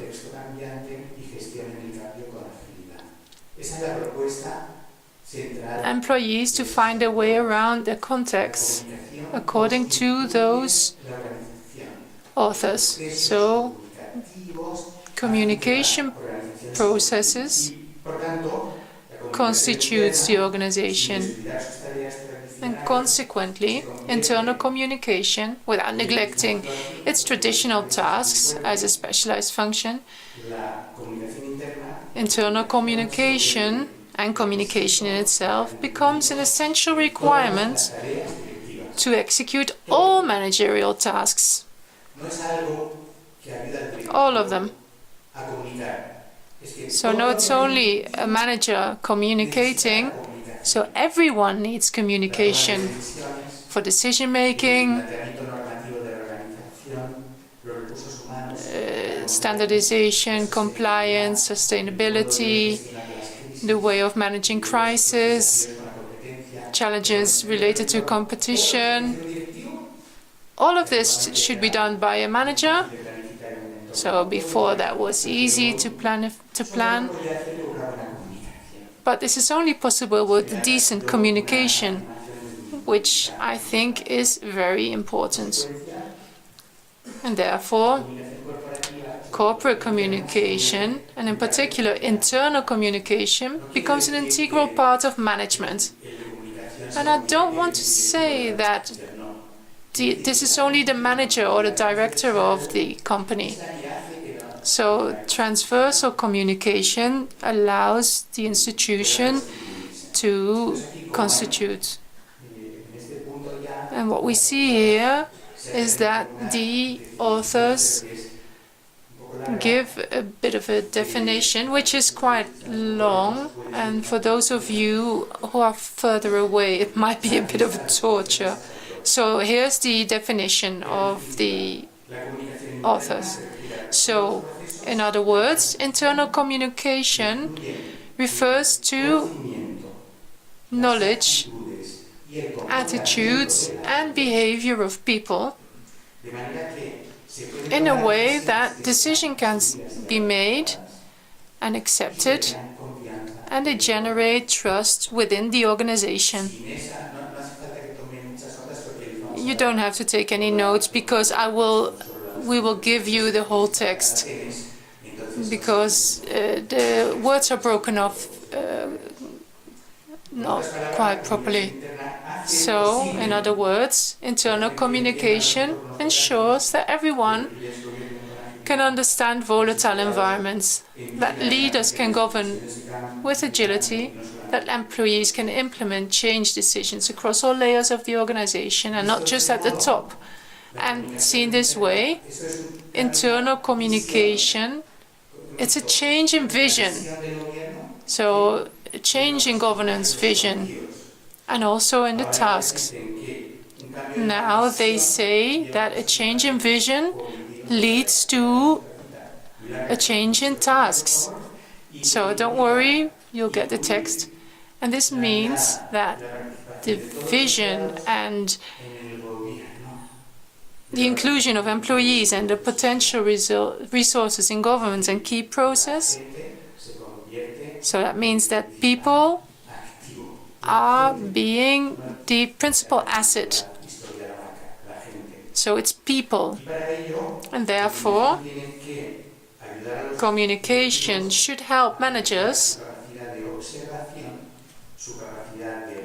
to increase their capacity of observation, understanding of what is happening.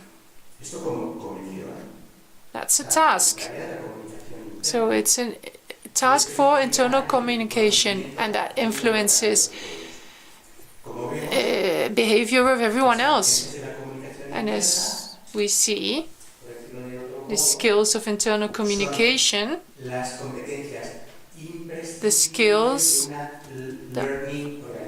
are those of a learning organization, which is an organization which is learning. So it means they have a good, decent level of communication.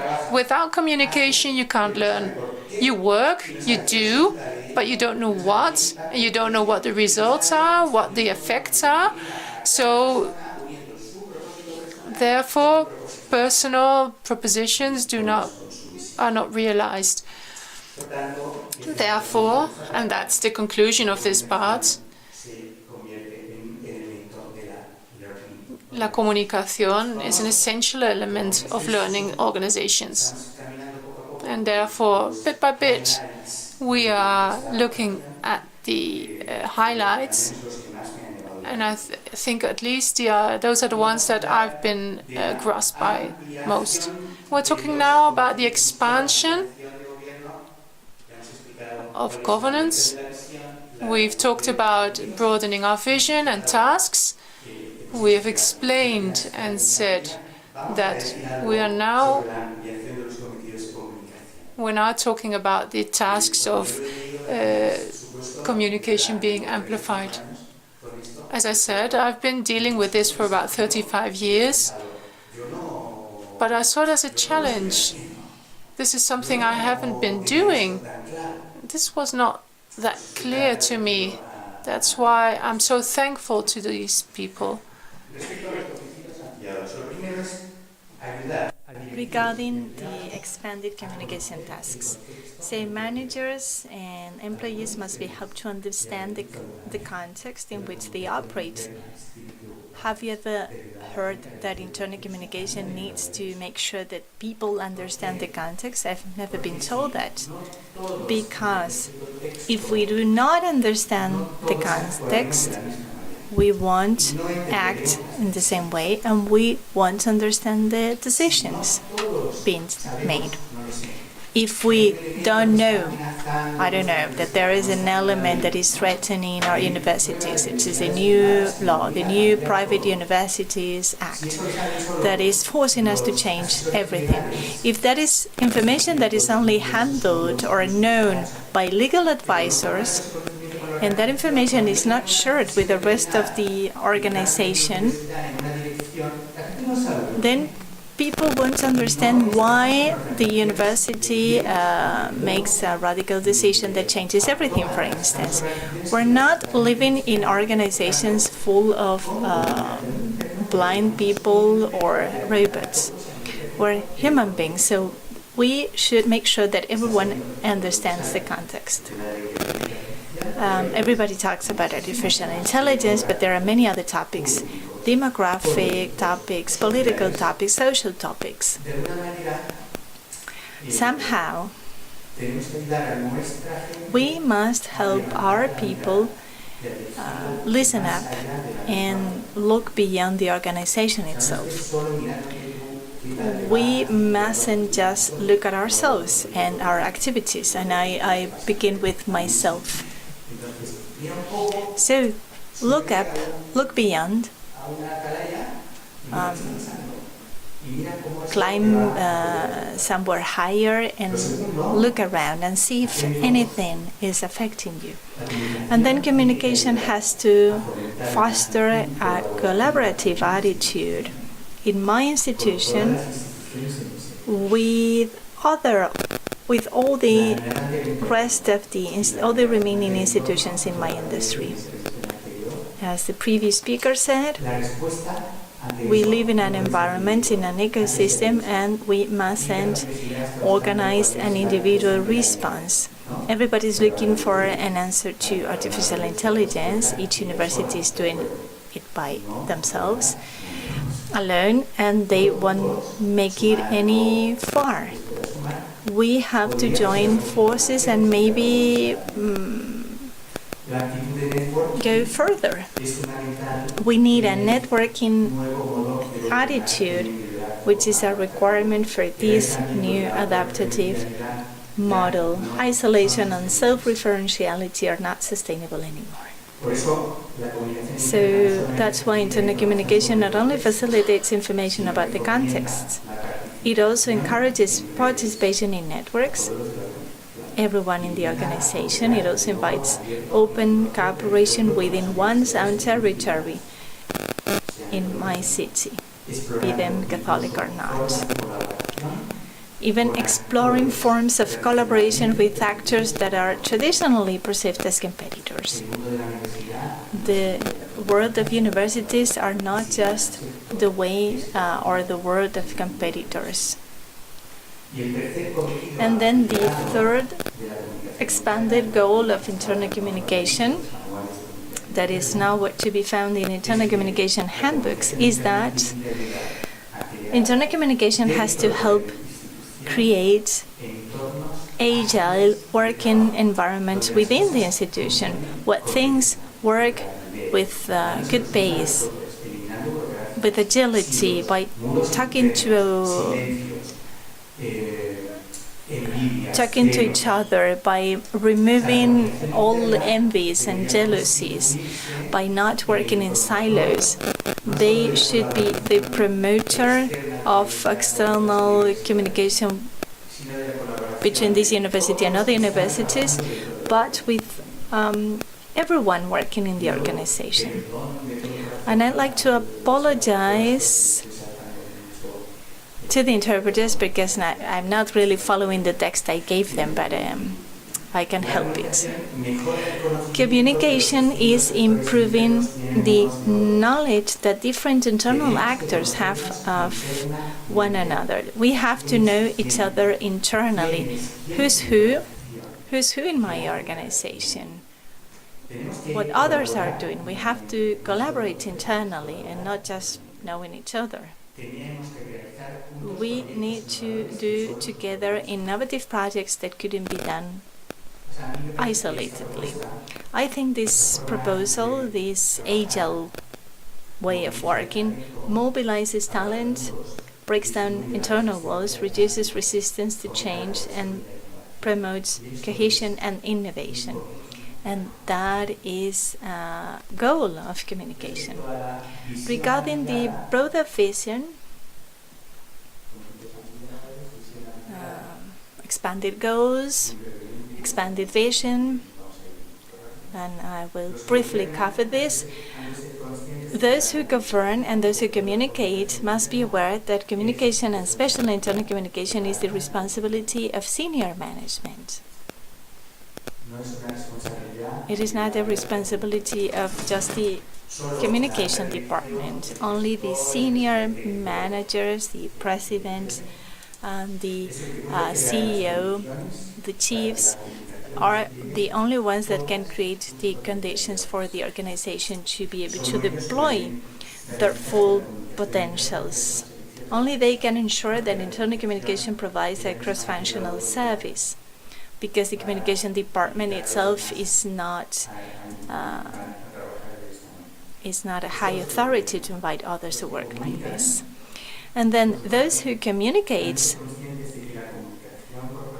must be aware that corporate communication is not limited to performing specialized work. Communication is not just another department in the organization, especially when it comes to internal communication. It's not just another department, rather it serves all the departments cross-sectionally, helping them to articulate an appropriate relationship with the environment and to manage change effectively.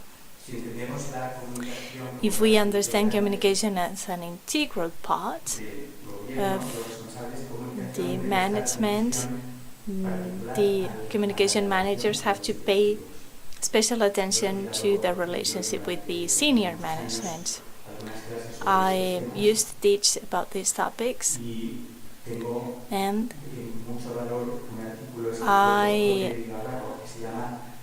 recognize the value of a paper by Cotter y Gavarro called Managing Your Boss.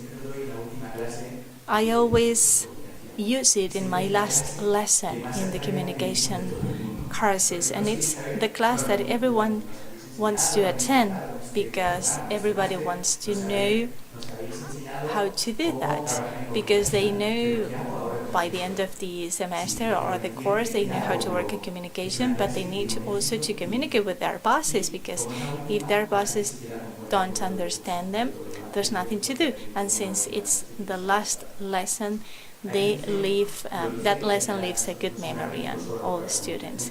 It's not just a paper. It's not a paper just for those working in communication. It's for everyone. But the communication manager has to be on excellent terms with the other senior managers. This is a requirement. It is essential for all that I've said. Communication managers need to understand their expectations, priorities, fears, and they have to accept them. They cannot just think, I don't like them. I don't like their aspirations, goals, and expectations. Well, I'm sorry.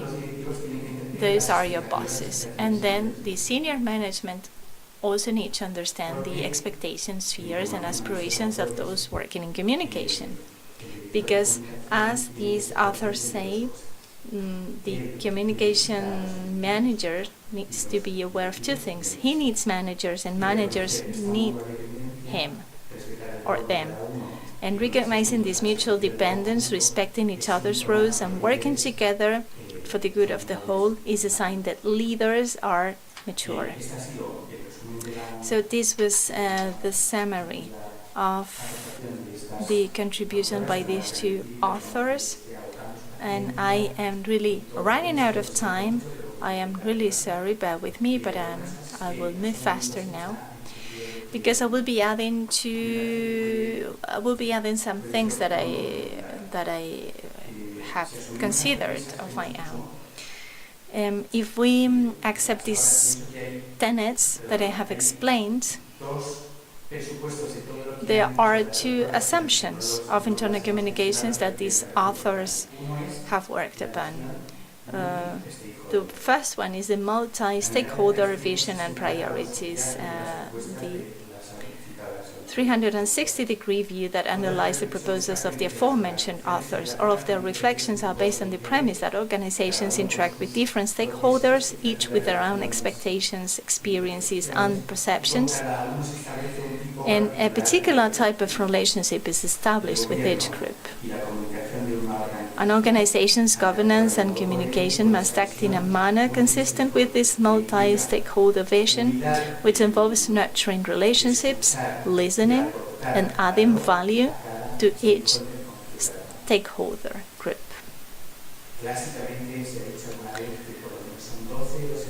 There are classically 12 stakeholders in a university. Teachers, professors, students, families, other universities, media, regulators. But when you start working in a university, you identify many more. And this is not an easy task. So the do ut des model is more and more used. Company offering a service and customer purchasing it. Well, some might argue this is becoming less common, and it is now being replaced by the listen-talk dialogic relationship that is now more common. Mutual understanding shapes supply and demand and defines the agreement established between the two parties. So the relationship that I have with each stakeholders, when the relationship is solid and stable, the organization can co-create value with its stakeholders, which is the ideal goal of every organization. Instead of working for the stakeholders, we work with the stakeholders. On the other hand, the multi-stakeholder vision overcomes the dichotomy that separates internal and external audiences. The boundaries become blurred because, in a way, everything is both internal and external at the same time. But beyond this binary classification, it is true that organizations are made up of a group of people, and those people shape the organization through the relationships they establish with them. I mean employees, professors, managers, shareholders, etc. The 360-degree view, the need to attend to the relationship with each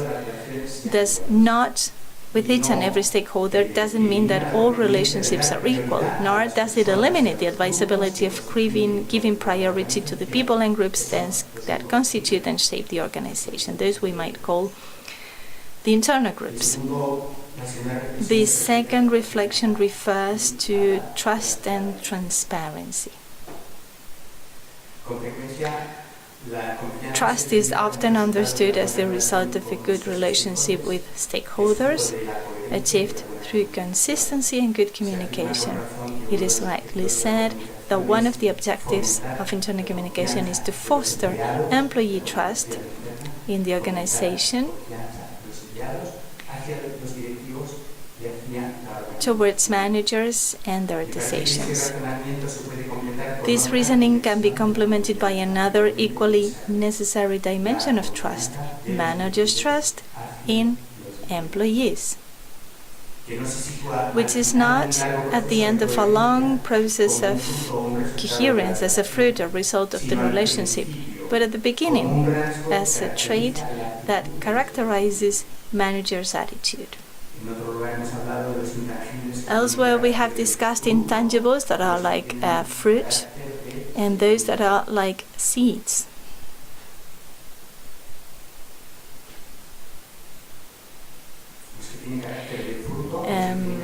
Those that are like fruits and those that are like seeds. If you work with quality, that is a seed, and you gain prestige, which is a fruit.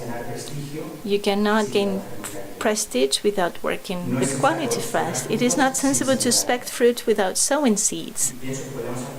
And I think we can apply this metaphor to the topic we're analyzing. If managers approach their work with trust in their employees, which are the seeds, the latter will show trust in the organization and managers, which is the fruit. It is not sensible to develop management and communication actions aimed at gaining the trust of employees without first building trust between managers and communicators and their employees. In fact, it is counterproductive, because this attitude, asking without first giving, can be seen as self-serving or manipulative. If I don't give you trust as the start point, I won't get any trust as the end point. Managers' trust in internal stakeholders, especially internal stakeholders, is the basis of transparency. Information is shared with employees precisely because they are trusted, because they are the ones who really make the organization. They ensure performance, they interact with other stakeholders, and deserve its good reputation. Transparency is not an instrumental tactic. I'm talking about internal transparency. It's not an instrumental tactic, but an expression, a magnificent expression of trust. I believe that with a multi-stakeholder vision and by prioritizing internal groups with an attitude of trust towards them on the part of the management, expressed in a commitment to internal transparency, it is possible to put Buchholz and Norris proposals into practice. And then I will very briefly talk about internal communication in universities. I think that, well, everything we have pointed out so far, both from the bibliography and my own experience, I am proposing it because I think it's relevant for a Catholic university. But so let's talk about universities now. Everything we have pointed out can be applied. But is there anything else to add about universities? I'd like to say just two things, and I don't want to be negative at all. But I will say two things. The first is about the fragmentation of stakeholders, which makes collaboration and integration difficult. The distinction between teaching staff, administrative staff, the division into schools, faculties, and even campuses, the various types of students, international, national, the different levels of study, degrees, master's degrees.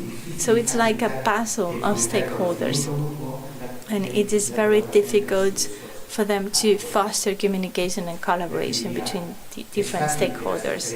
So it's easy for the different bodies to become silos, centrifugal forces, or even sources of conflict. I think we all have examples of this. If there are no centripetal forces, integrative forces to provide balance and harmony, especially in a university. And then on the other hand, the second element of a university is that we find significant resistance to change. Universities exist to preserve and convey the tradition of knowledge. They are the epitome conservative institutions. So changes creates reluctance and allergy because it means that we are somehow losing our vision. So this is understood by those working in communication. We know that we live in a changing world, but this hinders agility in processes, adaptive leadership, and the ability to interact with the environment. So, in my opinion, internal communication in universities is called upon to provide not only information, but also argumentation. Those working in internal communication have to listen and to understand the reasons that hinder change. I need to understand why people do not want to change this, and I need to convey data and reasons that advise change in an argued way, and I need to find the channels for dialogue to reconcile the opposed positions, the sometimes opposed positions. The evolution of corporations towards learning organizations is also expressed in the evolution of communication areas that need to become learning departments.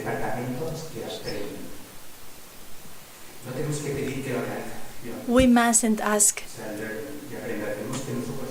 the organization to become a learning organization, but first to become a learning department ourselves. In particular, internal communication in universities faces, in my opinion, these four challenges: the integration of all stakeholders, the development of well-argued content, the promotion of collaboration between internal actors, and the creation of networking for the external entities. This implies that internal communication remains a priority for university administration more and more. It also remains a priority of corporate communication, especially in universities, so it is worthwhile for professionals involved in this area to receive training, to specialize, and to study ways to continuously improve it. An appropriate form of training is participation in research groups and professional associations and meetings such as this one, where best practices can be shared with colleagues. Exchanges with other universities are particularly enriching as they help to identify good practices and promote learning and continuous improvement. In reality, it is a matter of communicating in a truly university-like manner, appropriate to the nature of the institution. If there is any place where communication can achieve a level of excellence, it is at the university, a space for dialogue, study, and coexistence. And I will finish with a quote that maybe you cannot read it. It's by Leo, it's by the Pope from last week.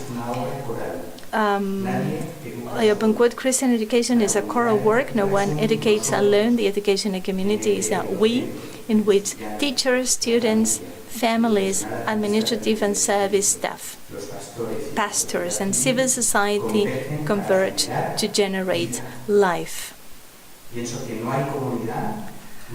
I believe there is no community, no us, without internal communication.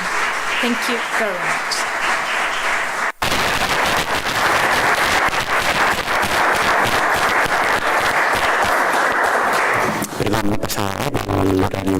I'm sorry because I used more of my time. Don't worry, Juanma. I think it was very interesting.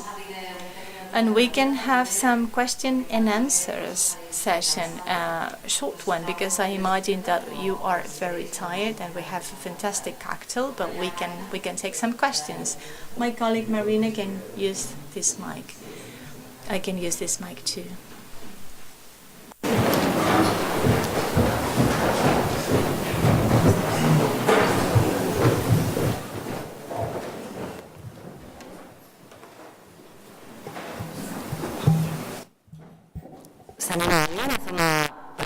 Questions? Anyone? There was someone at the Navarre University who said, I am the last obstacle between you and your cocktail.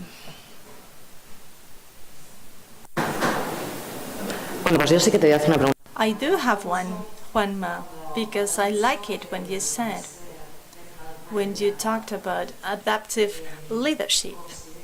Do you think that universities static as they are, as closed as they are, or reluctant to change, the fact of having a rector or vice rectors is a decisive factor for the communication to be favorable? Yes, I talked about it very briefly, but in my opinion, the first managerial level, if the top managers, if they understand the importance of internal communications, even if they are not experts or specialists at all,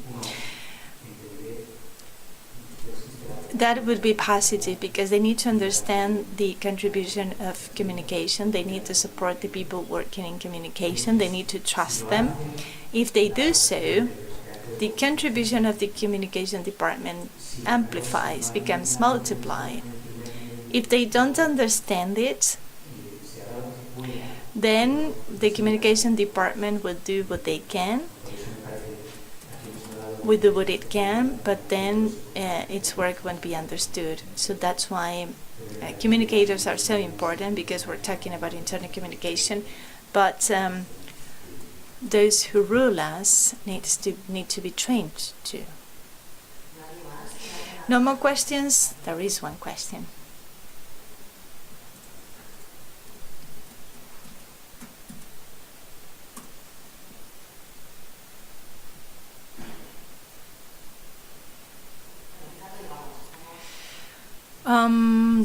The microphone is not working.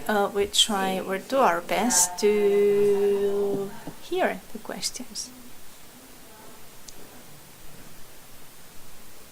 So, what about the communication departments? What can we do to try and explain to the top managers, the chancellor or the vice chancellors, how important the communication department is, so that the chancellor and the vice chancellors can lead that type of communication? So how can we really make them aware of the importance of internal communication within universities? Well, this question is very important, because this is something we all have thought about. Well, in my experience, in my long experience, this is a long way. Sometimes you need to start anew because there is a new chancellor, and so you have to start again from scratch. You try to make one chancellor aware, and then another chancellor comes, and you have to make them aware again. So in my experience, that pedagogy comes in two phases.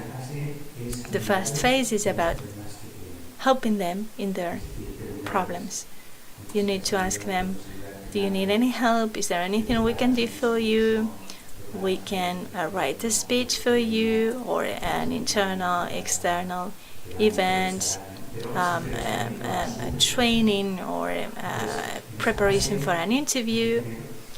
By identifying their needs first, by looking at things that they might see of value, even if you don't see the value in them at all. For instance, I don't know, they want you to type a speech for you, or they see a typo in the website. And you do those kind of tiny tasks. And it's not about the tiny task or the typo or a missing comma or typing a speech. It's about the relationship you build with those managers, with those chancellors. Because that way you build a trusting relationship. And then you can start, once they trust you, you can start proposing projects to them. But they must never think that you want to approach them just because you want them to approve your projects. They need to see you as a service. So you have to be patient and do what they want with the maximum quality. And then little by little you can start making proposals. And then there is some tough work. Sometimes you need to write reports on the work you are doing. That's the quantitative side of things, and we don't like it because we are creative. We like creating and not measuring. In my view, we are creative. We create ideas, projects, how beautiful they are. But then you have to write an account of what you did. How many people attended your event? What feedback did you get? And you write the report with all those data, with all those metrics. And you don't like it. Sometimes those working in communication don't want to do that feedback, those reports. If we don't do that, they won't be aware of what we do. Because sometimes they're not even aware. We're not making them aware of what we do. But my question to those who complain is, but have you sent them a report? Have you shared the feedback with the managers? No, I didn't have the time. Well, then they don't know what you did. So you can little by little start proposing projects and report to them. And you need to report them and what they think is important, not what you think is important. Maybe you care about the number of likes a post got, but you cannot talk to a chancellor about how many likes you go to a specific post. So please try to find the paper I told you, Managing the Boss, the one that was written 40 years ago, because you will understand it. You need to understand the type of data they care about, the type of data they value, and the one that makes them think, okay, it was okay to spend 3,000 euros on this paper or this post or this video, because you got, I don't know, great feedback. That I like.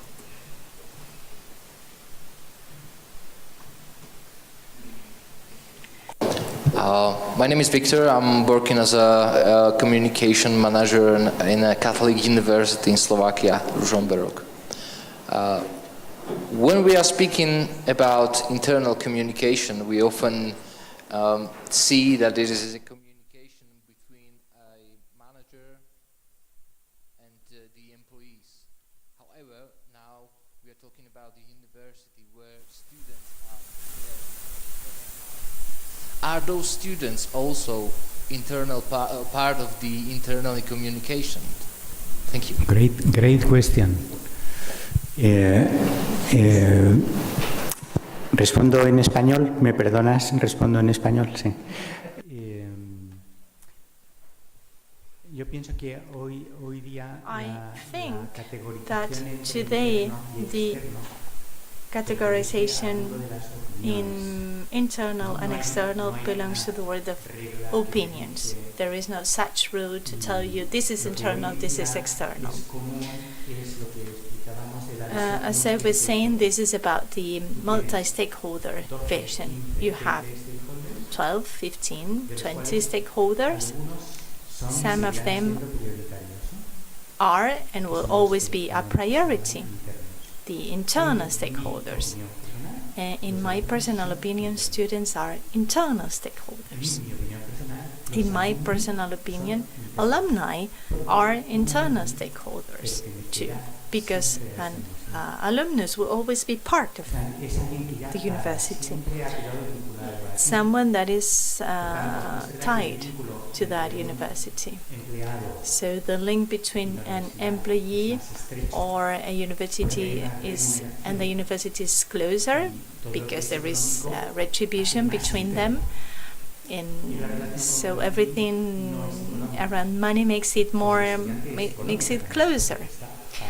A student is also paying you, so there is an economic bond that makes them an internal stakeholder. They're not external stakeholders, they are an essential part of universities. But I insist, an alumnus, a former student, is also an internal stakeholder because they have a moral, intellectual, affectionate relationship. So the university will always be the alma mater to that former student, and that is a very close and tight bond. I just went to my alma mater to see again the people that I studied with 50 years ago. And for some of them, that visit to the university was that was the second time they went to the university. They had never set foot in there since they graduated, and it was a beautiful moment. But that is my opinion. Some others will say students are external stakeholders, so it's up to you.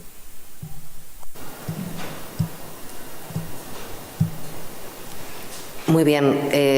Okay, so before closing this session, we are having a family picture taken. So I would like to invite you to come up to the stage. Otherwise, we would do it in the Baroque patio, but since it's already dark, it's not possible. But we want to take it anyway in this aula magna, because tomorrow we will be moving to another room, so we will be having a picture here.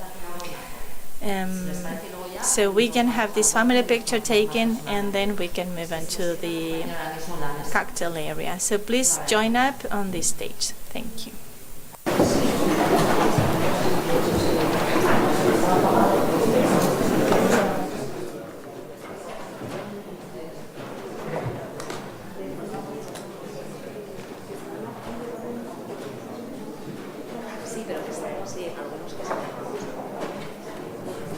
si ahora les irán diciendo todos no vamos a poder caber aquí.